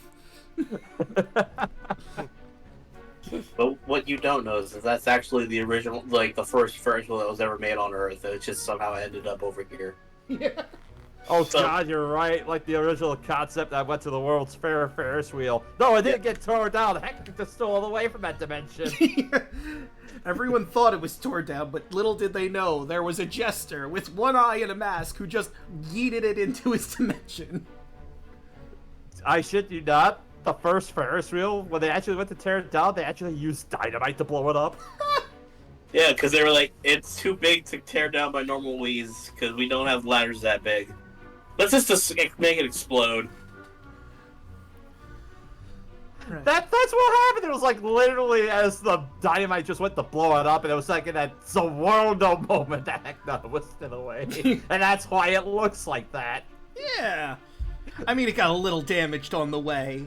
You know, as you would expect. You know what? I think I will use this music as well while we're here.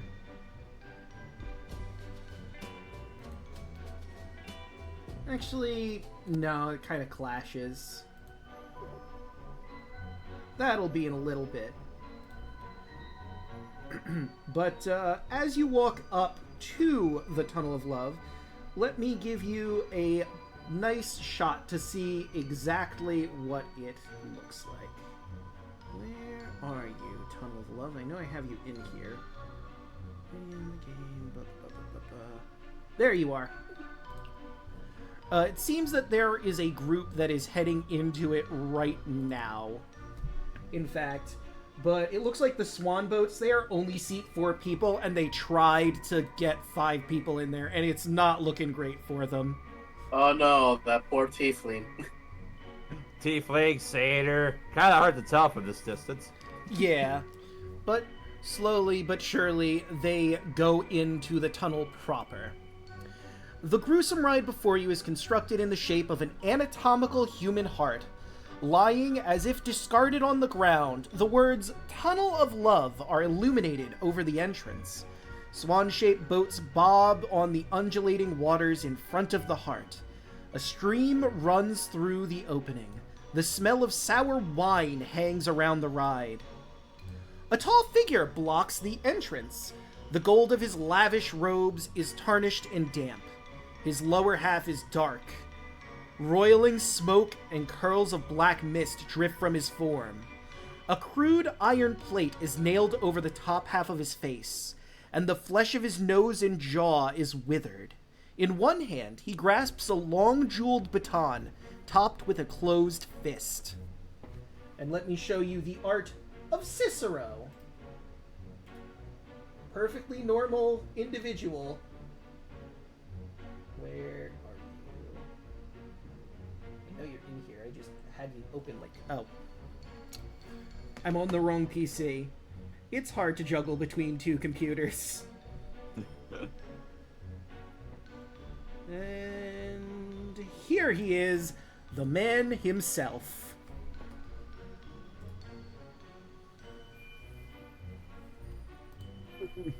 Okay, above game, that is a fucking amazing design. Right? That is sick. It looks like something from an Iron Maiden album cover. No, when I saw this, this Guys? looks like something out of Hellraiser. I was just about to say, yeah, Hellraiser. He's like, yeah, some other abomination in there. Also, guys, I think I have an idea what Heckna did to make the ride. You might be onto something. As Heckna approaches, the figure hisses, low and furious. His robe shift revealing a hollow cavity in his chest, where his heart should be. Heckna laughs. There he is, the man of the hour himself. May I have the pleasure of introducing the one, the only, the infamous Previa Master of Ceremonies, Cicero, soon to be replaced, of course. But already long forgotten. Go ahead, ask him anything. What color my favorite socks are. How I like my eggs in the morning. How his failed coup went. Anything at all.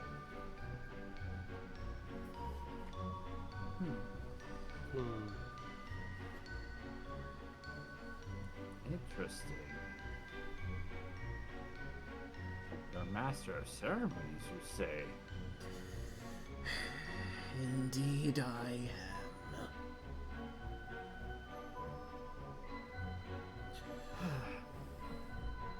Tragic, I must admit. Although, I guess now that I think about it, it seems rather ironically poetic that it seems that you would use his own heart to make a ride out of it.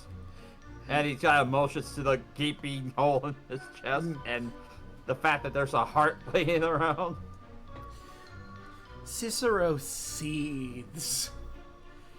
And Heckna's, yes, that was Sophie and I's doing. It really is quite the touch, isn't it? I already know I'm to be replaced at last. I may have failed, but you forget you are mortal under your precious mask. The great Heckna! He thinks he's so clever, so powerful, but he's only as good as those who help him in his sick games. Cicero turns. Though the upper half of his face is covered, you can feel his regard as if he were staring right at you. I believed that by becoming the ringleader myself, I could preserve the joy of the Revelia of old, while ridding it of his influence. But now I know the only way to save the Revelia is to destroy it. And to destroy it, you must destroy Heckna. See how he laughs, as if he's not desperate to retrieve his precious stick.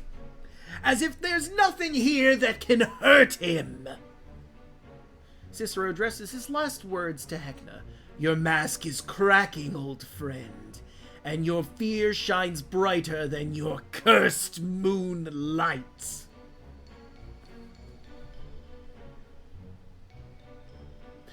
Does anyone have any questions for Cicero? Can't talk. Fair. And doesn't want to talk because he doesn't want to give anything away. But at his words, Watcher will look at Heckna, and he will start laughing, but he can't speak, so it's just an elven man with red hair and whatnot, just in just an unseelie mood, just laughing. And you're At first, while Watcher's doing that, Red just wants to look at Heckna and gauge his response to Cicero. roll insight. Gladly.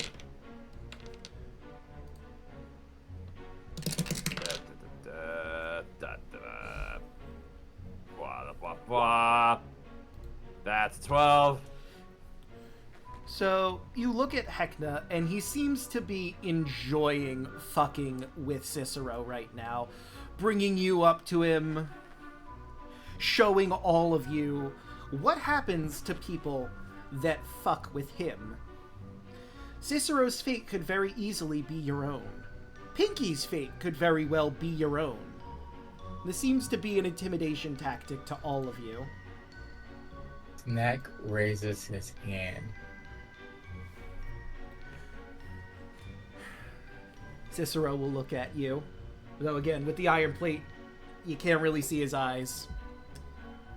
Yes. So you said that he was mortal under his mask. How did Heckna get his powers? Ah, well, you see, it's a mix of things.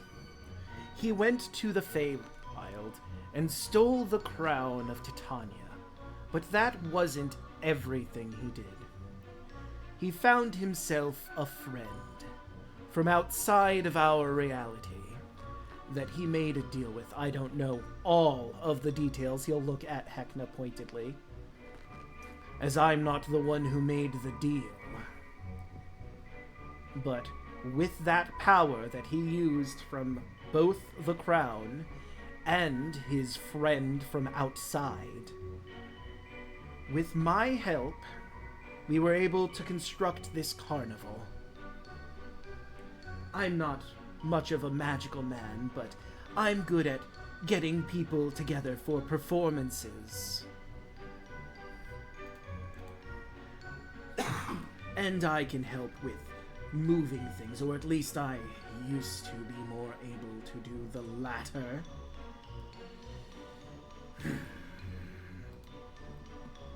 Huh. Okay. Why is this stick so important? The stick is itself a powerful arcane weapon.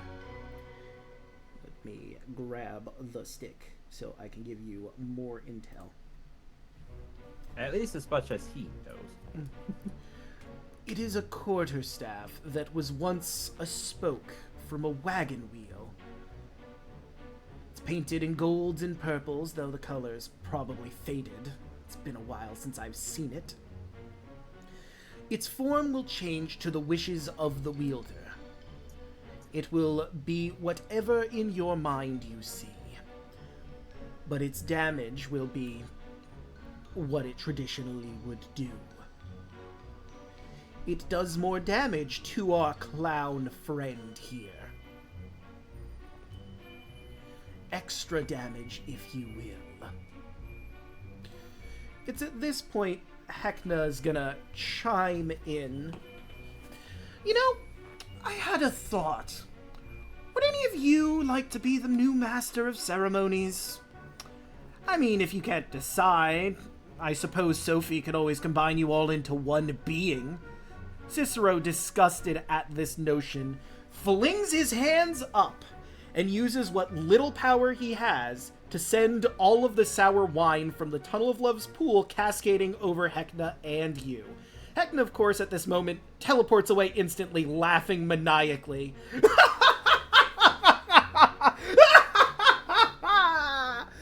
And I need everybody to make a dex saving throw.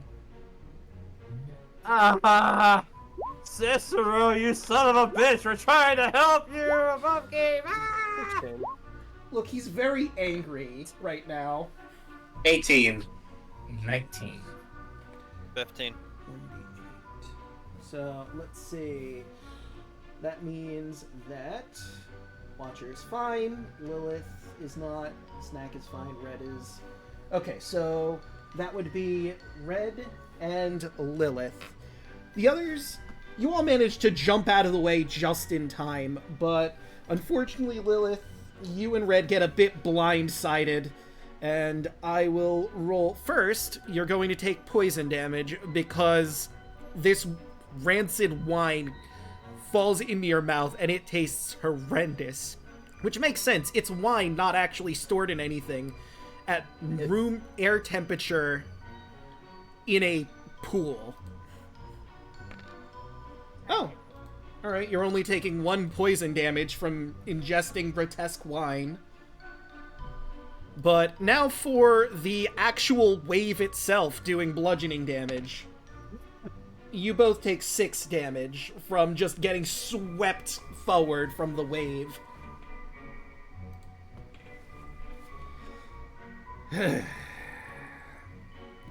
Cicero disappears back inside, and the ride seems to be getting closed by 2 goblin. Oh no, I'm sorry, a goblin and a halfling. Because of the wave, the ride's a bit under repair, and it seems they're going to have to do some fixing before anyone can properly go in again. They put out a sign that says, "Warning, boring."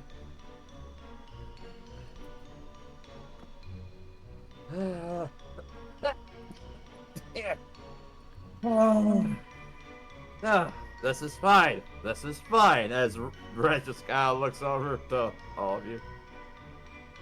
That wasn't very nice. To us, not to him.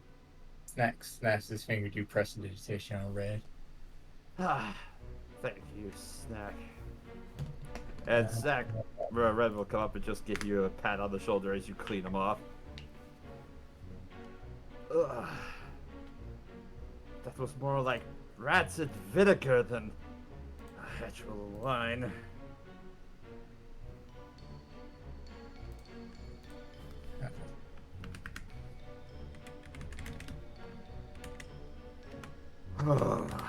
As Red just kind of looks over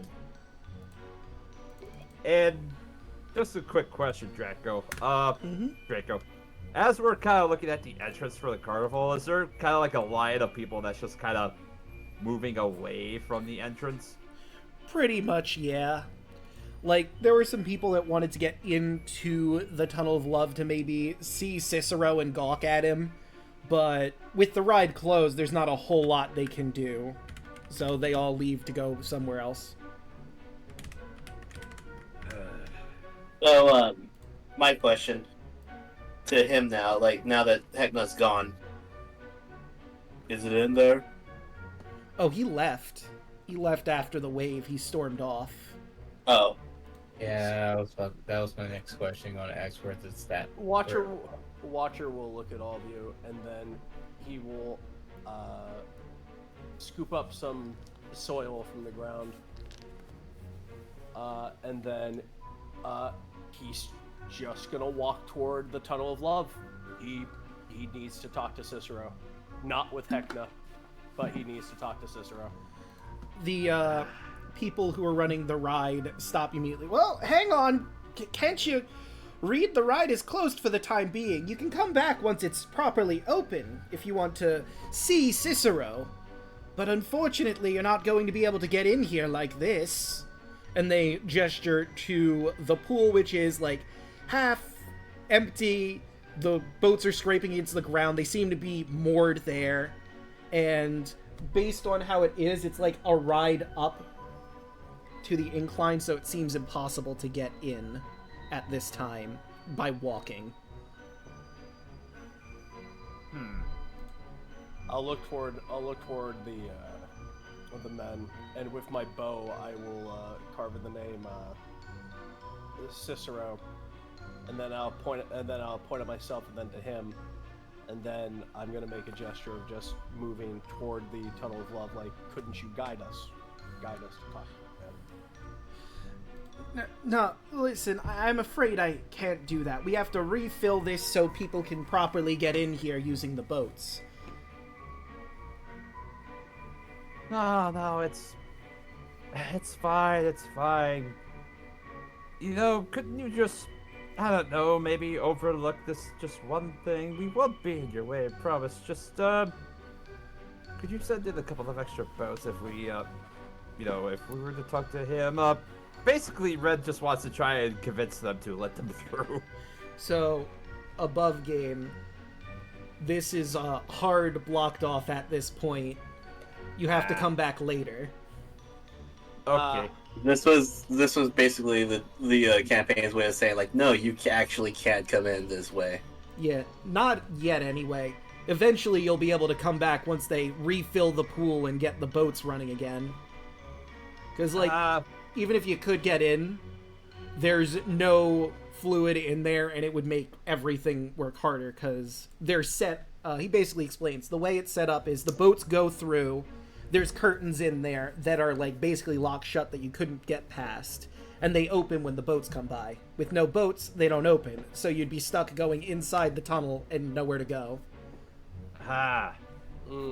Well, Red will ask the attendants, well, how long do you suspect it'll take to get the ride operational again? Quite a bit. Maybe a few hours? Might be a day. I'm really sorry about this, fellas. Oh no, it's fine. It's not your fault. It's well, try and figure out something else, I suppose. We won't keep you from your work. My apologies. Come on, Watcher. Should we go to the casino? Red just kind of beams up at that. It says, Watcher will bow apologetically at the attendants. It's not their fault. And then he will make his way back toward Red. That's how you can tell we're all retail workers or for retail workers. We all were like, no, it's not your fault. You're fine. Yeah. We're not mad at you. Right? I know, right? Exactly. Just I need to go find my new beat stick. Eventually. Cries and lows. But why? Hackles at Menard's superiority. he'll look over at Red and just nod and go back. Well, that's right here. Argyle does bring up a good point. I mean, the flop house? Was it? Indeed, it was. Perhaps we can see what that's all about in the meantime. Since we're here. Watcher just is staring at a Hecknatron, and then he just looks back toward the Tunnel of Love, looks at Red, and then just makes a gesture. Makes a gesture again of just like his hand and then his other hand, and then combining it. And then he looks around to everything else. Like he was like, I wanted to ask him how to bring this back to the fold. Look, I know this is very... this isn't what you wanted, and I understand it's frustrating, but we just need to bide our time for now. Once they finish their work, then we can know more. Trust me, I promise. And Red just kind of puts a hand on Watcher's shoulder. He nods.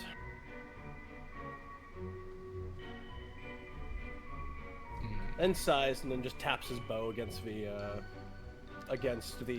ground. Just a slight bit of effort. You feel as though he's saying "damn it" to himself, and then he's just going to put his bow around his shoulder again. Don't worry, Watcher. If he really was paying attention, he's probably saying that he's losing power since his mass is starting to crack. So he's weakening. So we can kill him. He's probably able to get rid of this all. He nods. And then when you say the word "kill," the winter in him pops up a bit, and he smiles at that. Just fun. Yes, kill, maim, murder, destroy, exterminate, exterminate. Not that much. Not that much. Excellent. But the crimes against people will not be ignored.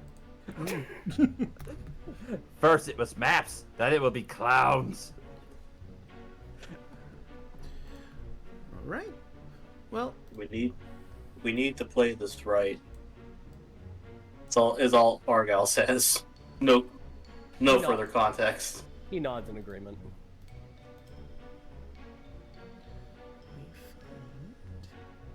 Well, I say no further context. Everyone else knows the context, and I guess Rabbit Above Game, you know the context, but Argyle hasn't told you that yet. It's true. It's true.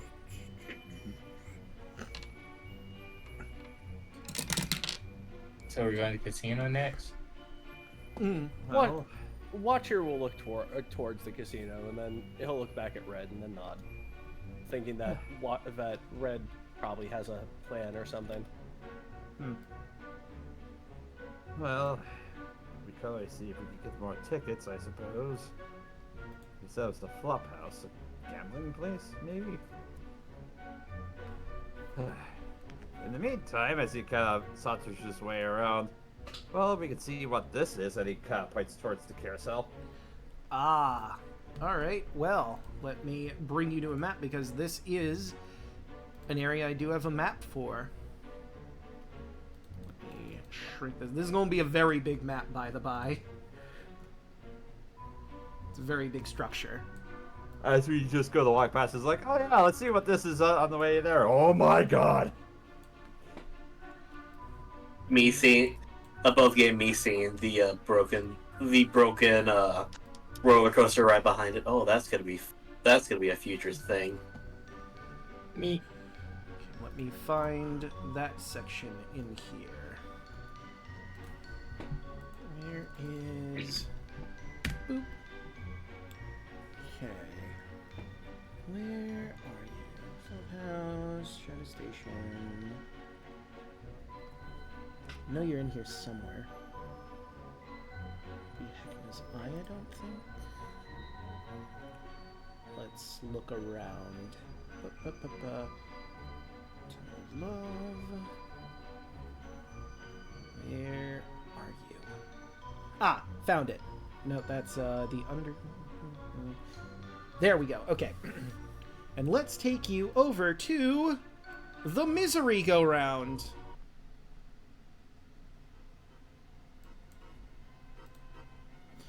An ornate merry-go-round rotates slowly as discordant music emanates from the heart of the ride. A crown of twinkling lights cast pleasant golden glow over the intricately carved creatures that serve as mounts, and revelers laugh as the animals rise up and down while the ride rotates in the center of the merry-go-round. In the center of the merry-go-round is a small structure. Although the spinning mounts only allow snatched glances inside the narrow windows, barely visible inside the structure is a small figure with 4 arms who plays desperately to a bothered and bent calliope organ. Steam bursts in colorful clouds from the organ's dented pipes, and rises like a smog over the ride. Along the bottom of the ride, in gold leaf, is painted Merry-Go-Round, although someone has crossed out the merry and replaced it with misery in thick red paint. And allow me to show you exactly what you're seeing, because I do believe I do have the Misery Go Round and the animatron, the marionette in the center.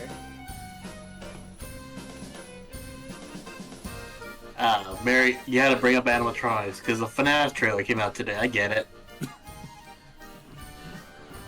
It was a slip, but yeah. Man. I love the tagline underneath that piece of art. Brace yourself and face the music.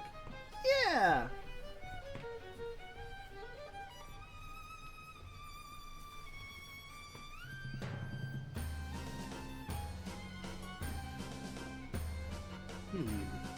Oh god, we've got octopi, we've got demonic camels, we've got that hellish looking unicorn who looks like a Gorgon mermaid, a 2-headed ostrich.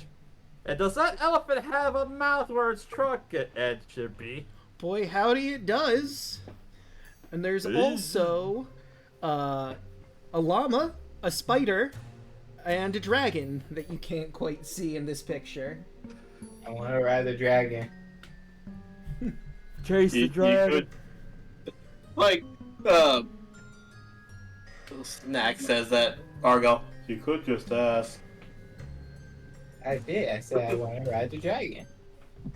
Well, then get on my back. I'll carry you for a while.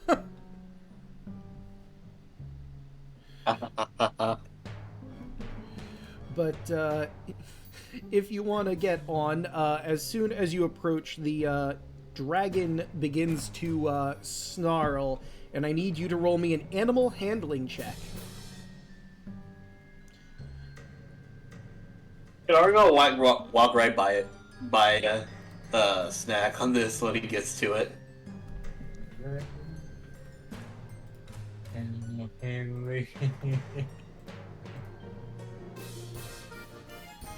Nope.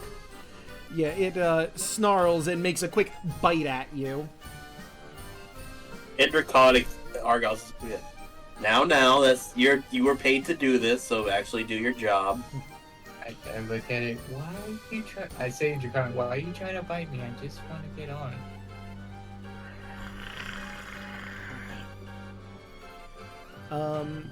You probably know. I'm trying to think. Would you? You could roll insight, actually.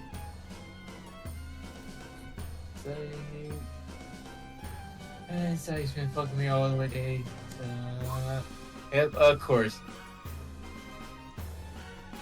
Yeah, you're not sure what this dragon's deal is.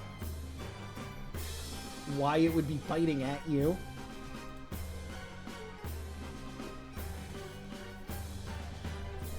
The marionette speaks up a little bit. Oh, don't mind him. Maybe try a different one. They can be a little hostile. sometimes. Food Argyle. helps. Jack tries to get back on the dragon. He's determined. Alright. I will hop on this unicorn. Argyle seeing the dragon on the inner row. Can I get on that one? Oh yeah. And I need anyone who's trying to get on to make the animal handling check. Oh god, okay. What's up with my rolls? As a 7. Yeah, that doesn't go too well for you, but Watcher, And I. the I'm sorry. the unicorn acquiesces to you, lets you pet its mane, and allows you to hop on. Spicy little one, aren't you? Here. I'm gonna give him one of my one of my regular rations from the outer world. All right, roll the animal handling check again, but with advantage.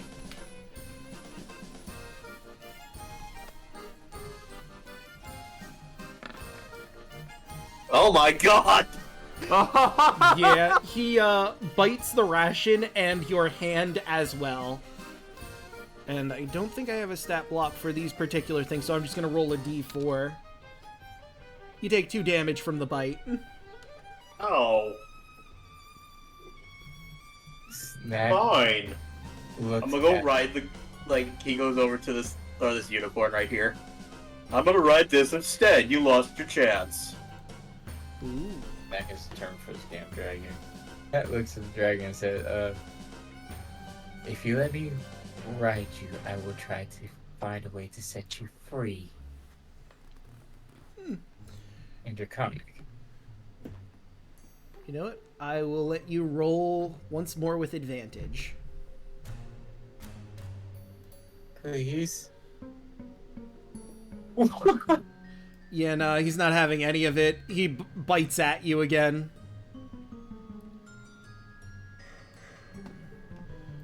I mean, he's kind of stuck there. If you stay away from his mouth, you can hop on, but you don't know if it's gonna be trying to buck you off while you're riding or not. You know what? Okay, I'm gonna do that. I'm gonna just stay away from his mouth and I'm gonna hop It's on. a spider, and you're an octopus. Okay. Just out of spite. Because it's not fair. Okay.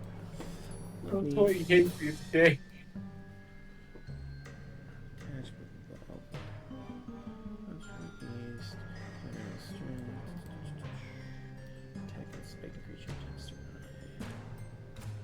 One of them. Ba, ba, ba, ba, ba. Do some Calliope. We find the part about the ride.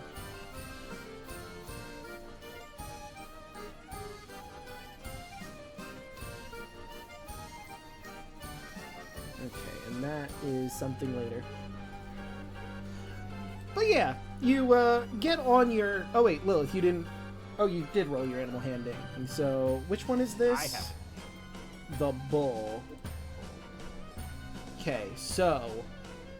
You, try to get on the bull and it charges at you, but of course the pole keeps it in place so it doesn't get a hit on you. And Red, you are going for the elephant or the camel? the camel. Okay. So yeah, with a 10, the camel spits at you. How dare. Is this Challenging octopus you, back here? Red. Say again? Is this an octopus here? Yes it is. You know what? He'll try to get on the octopus. What? This one attempts to grab you with one of its tentacles so it can, like, throw you around, but you manage to dodge out of the way, and again, the pull keeps you from, getting too far. Try again, I guess. Now you listen. I just want to have some fun, and you're keeping me from doing that. 18. With the 18, the octopus, like, starts to acquiesce a little bit and let you ride behind it. You hop on a little awkwardly because there's not really a seat on, but you, like, stand on the back of its tentacles and hug its head, basically. There. Finally. And, he'll look towards the marionette who is running the organ. Oops. Yep. Alright, everybody situated and ready to go? I don't. By the way, did I have to roll animal handling for the unicorn? Yes, you did. I didn't do that. Ah. I was gonna say. And I'm also gonna give another one of the rations for the advantage. Alright. A 6. Yeah, the unicorn doesn't seem to be into it. It sniffs at it and just turns its nose at you. What you would like? It is this roll towards like outside of this, so I'm gonna give him one of the candy rations. Alright, I'll let you roll one more time. That one he liked. Maybe. Okay, that's a 12. Unfortunately, yeah, it doesn't seem to be interested, and it starts stomping its hooves at you. Well, don't get coffee at me. I'm just, fine. I'm just gonna get off. He gets off, he just watches. Alright. Alright, away we go, I guess. So, Lilith, do you want to try to get on a different one, or get on the one that's being hostile to you? I'll go ahead and try again. Alright.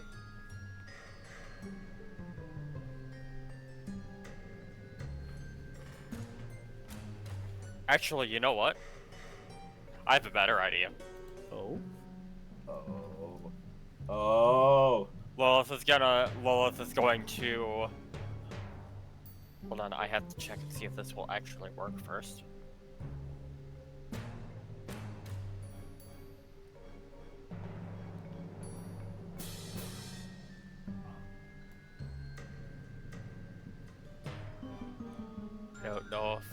I don't know if this thing can technically understand me in a sense.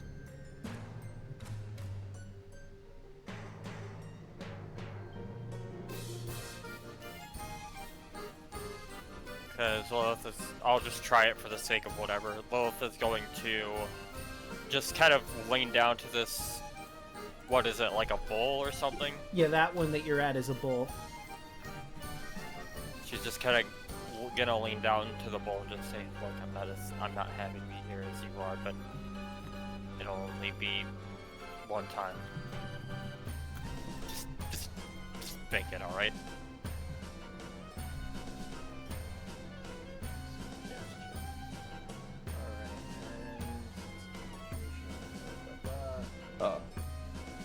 Wisdom saving throw, okay.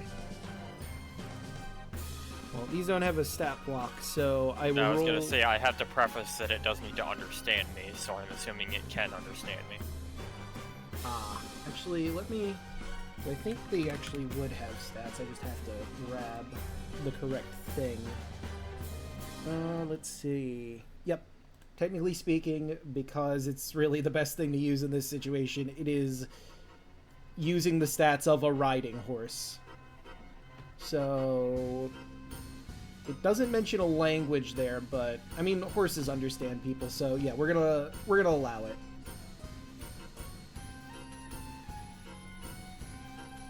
And let me get rid of that. And roll that wisdom. Yeah, it fails. Lilith will hop up top and just kind of pat it. Glad we have an understanding. Steam comes out of its nostrils as you hop on, and the ride begins to move around. Seems like your regular old merry-go-round with, you know, mounts that are alive and can be angry at you. And Calliope is really going at it, or the marionette's really going at it in there. Isn't that song just beautiful? What's that? Play it again a dozen times, sure! And she goes about playing the same song that you're hearing throughout the entire ride.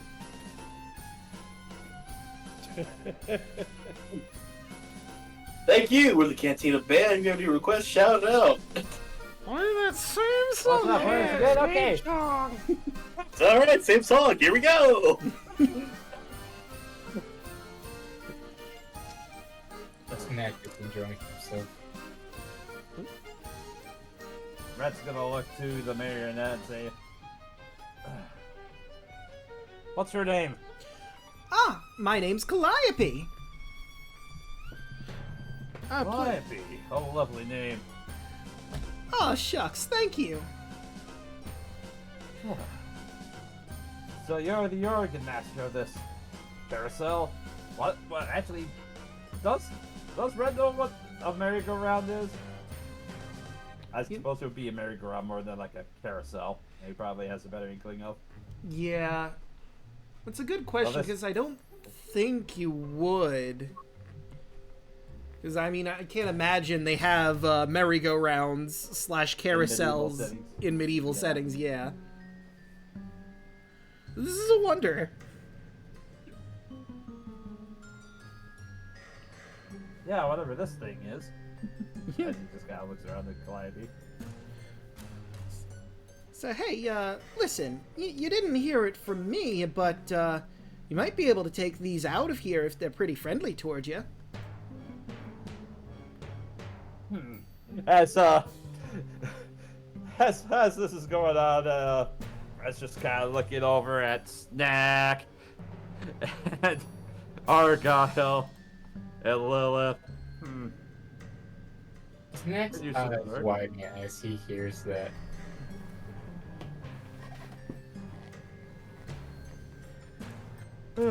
I suppose if they want to, though, right? Or are they just like beasts? Like actual beasts, as he kind of looks over at the creatures that are on the carousel. Oh, well, much like me, they're constructs. Ah. Do we have to pay? I mean, technically you're not supposed to take them off the carousel, but I mean, like, no one's gonna stop you and make you bring them back. And I mean, you all seem like nice folk. Not like those children in the candy court always coming here causing me problems. Oh. Those children, we've heard of them, but we haven't, well, dealt that much with them, really. You'd think kids would have more fun. Yeah, the problem is their fun includes messing with the animals here and pulling my strings, and it's awful. I wish there was some way to scare them away for good. Probably pay red tickets for it. How much red tickets? Let's say 25. And I'll let you take whatever mount you want here, no questions asked. Looks torch red. I mean, having a mount to ride in the carnival would be cheaper than having, and safer than having to deal with the clown car. It's true. Red just kind of looks over to back to watch her. Well, this would be a good time to ask for your insight. He gives you a nod. Ah.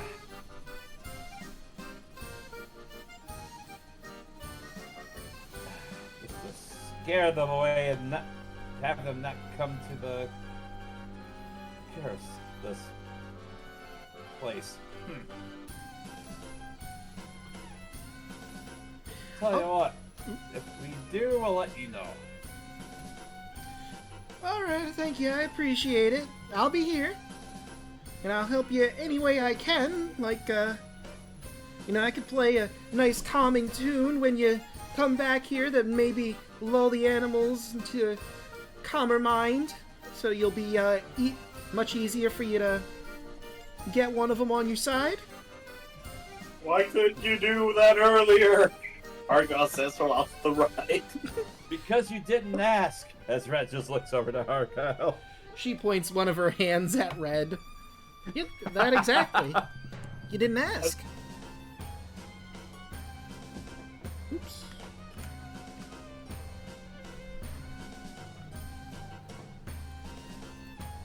Well,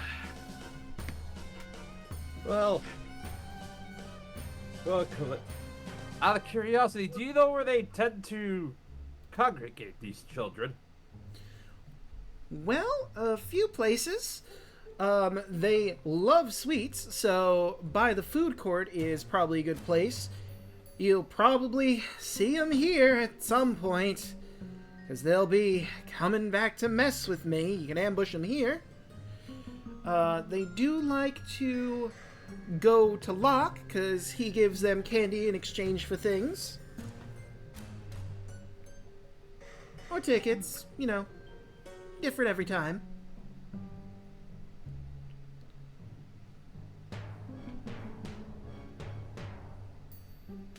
Very well.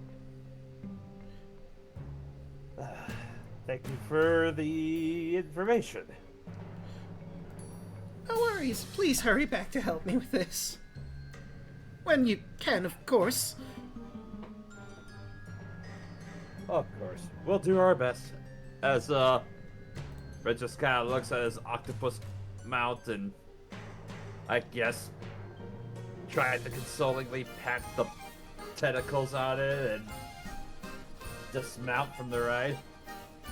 And he very much lets you get on down. He plops a tentacle on your hand in a good way. Kind of hard. Like, friendly. I don't know how else to say that. That isn't. I mean, I just imagine it just this ferocious looking octopus with these bloodshot eyes all of a sudden it just spring up like anime kawaii. It looks like, ah! Just like, oh. Just like, Red-kun, doshita. I'm not sure why I did that, but that's the first thing that came to mind.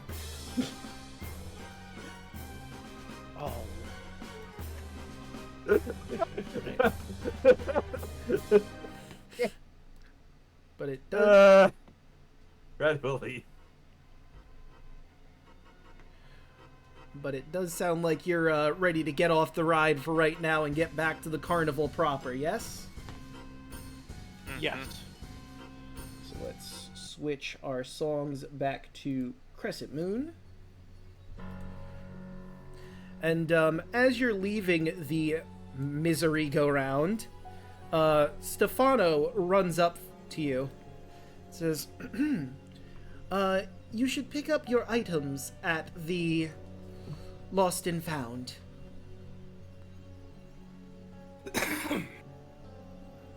Whenever you get the chance, of course. Walter tilts his head and then he'll nod.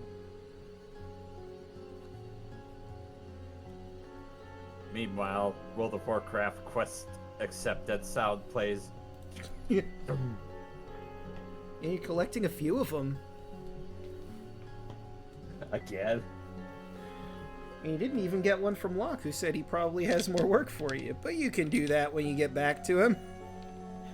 Millo, what was that joke he made in the in Cult of Personality where everybody's gonna start having exclamation points above their heads? Yep. You can Somebody's throw a rock. gotta grab a rock and throw it at the person that accepts it. Well, see, the sad thing is, like, if my character does it this time, it actually might hurt somebody. Yeah. I throw a rock with a +5 to strafe. It actually might. Wump.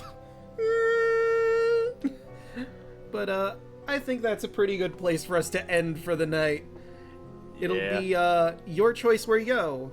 To any of the quests you have, the flop house, see what the toy maker might want.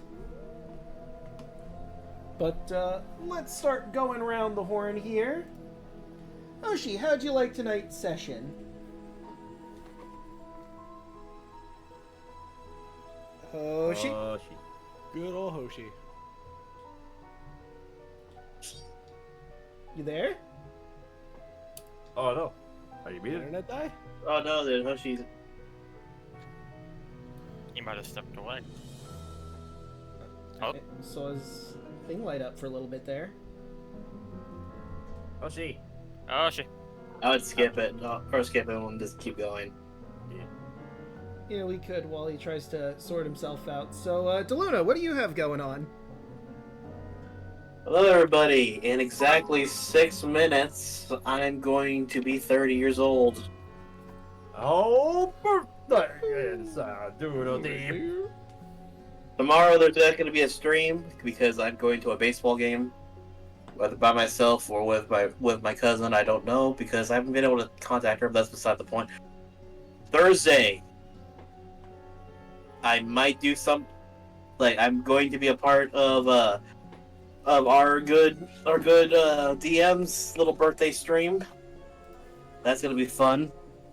Friday, we're going to be having our Kingdom Hearts 2 stream. And Monday, we'll be going back to the Medilock, because I am off that day. I may do something for for 4th of July, I'm not sure. But keep an eye on my Twitter, Daluna1338, or my Twitch and YouTube at Daluna13, and there'll be more information there. All right. And, Chaka, what do you have going on? Hello, you can find me on Twitter at ChocoZombie101. You can find me here on Tuesdays playing Lilith Fireheart. You can find me on current date pending over on twitch.tv/twitchperson for Power Ranger Cyber Strike, where I play our Red Ranger Marika Hammond. Yeah, aside from that, I'm usually lurking in your chat. Ah, I see. Hiding in the shadows, huh? I appreciate it. Milla, what do you have going on? Well, when you can't find... You'll find me trying to figure out where the hell that frickin' moth went from earlier before I go to bed. But, on top of that, you can find me on Twitter at Millaninja Nerd. You can find me occasionally streaming on Twitch at Millaninja. You can also find me Monday nights at twitch.tv/thejake while we play through our Heart of the Dragon Queen campaign, where the party has discovered that there's been a nearby castle where the Dragon Cult has been holding up. They are currently en route, and they've had to deal with a dire owlbear. It's like a owlbear. It's an owlbear, but dire. That sounds horrifying. That sounds like do not want. But we dispatch it, as well as some dragon wormlings, which, oh yeah, we're kind of, sort of, maybe supposed to be playing the part of initiates into the cult, but yet at the same time, good thing we left no witnesses. But yeah, next Monday we're gonna be watching and see what happens when we get to the castle. So tune in then and find out. And that's it for me. All right, and hey, Rabbit, what do you have going on? Who? You cut out. Oh, Rabbit, what do you have going on? Oh, that's me. Hey, what's going on? My name's Rabbit. I'm a writer, comedian. You can find me on Twitch, Twitter, and YouTube at Hey Mr. Rabbit. Not a whole lot going on. I stream Monday, Tuesday, Thursday, Friday. If that sounds like something you want to do, just come on down. I'm a comedian. I'll make you laugh. I promise. All right, and of course Well, you can take it from him because I mean he's shown proof on this very stream multiple times. It's true. Yep. Just laugh. Laugh. And of course, you've all already found me here. I stream Monday, Tuesday, Wednesday, Thursday, and Friday. Monday. Well, like Daluna said, we'll be doing our Medilock. I believe we were about to head toward the 4th gym. I forget exactly what's next on the road off the top of my head, but... From what I remember, we just got, like, the only thing we got done was we did the bug catching contest, which is bullshit, by the way. 'Cause I think you should have won yours. Yeah. But yeah, I think the 4th gym was next. That's right. We beat Whitney. We did. In spite of Beat the her bitch. BS. She didn't have her stupid milk tank, but on my end, she tried to put me to sleep several times. On my end, she still tried to charm me.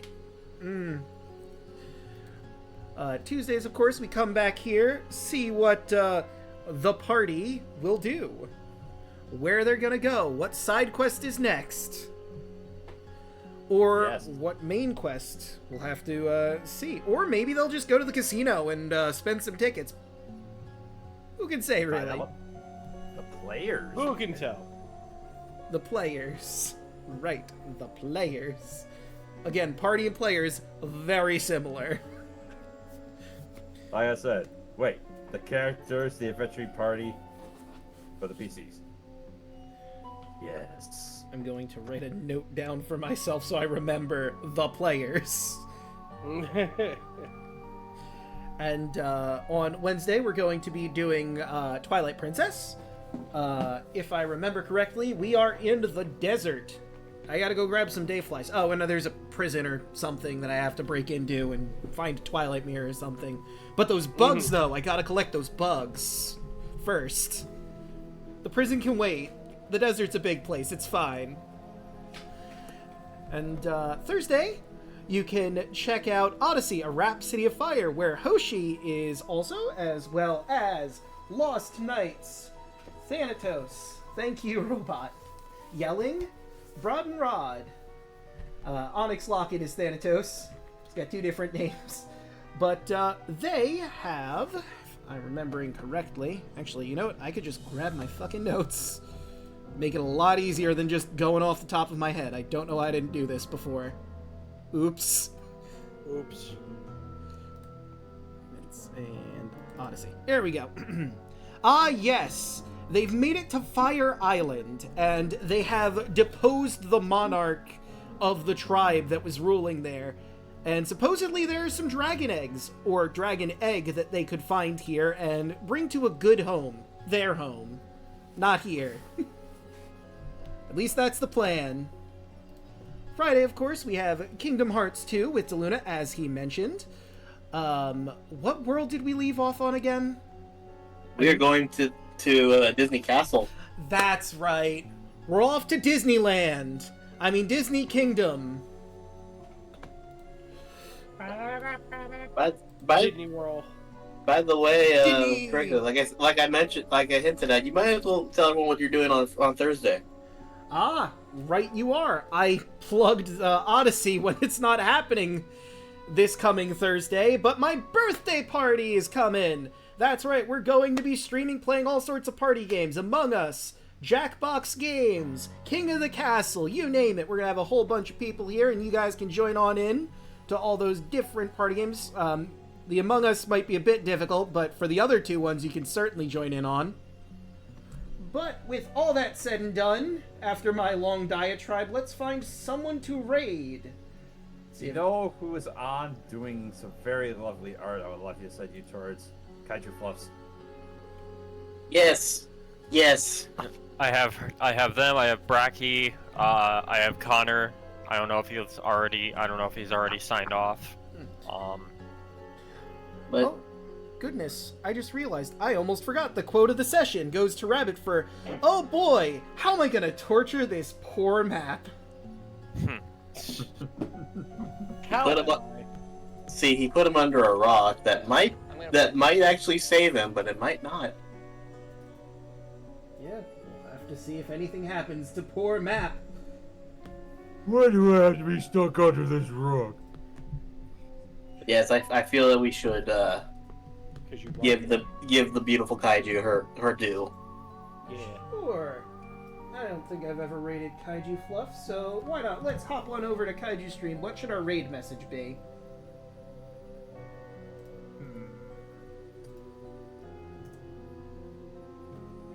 Good Oh, question. God. Well, we Oh got boy, how am I gonna torture this map? Yes. Oh boy, how am I going to torture this poor map?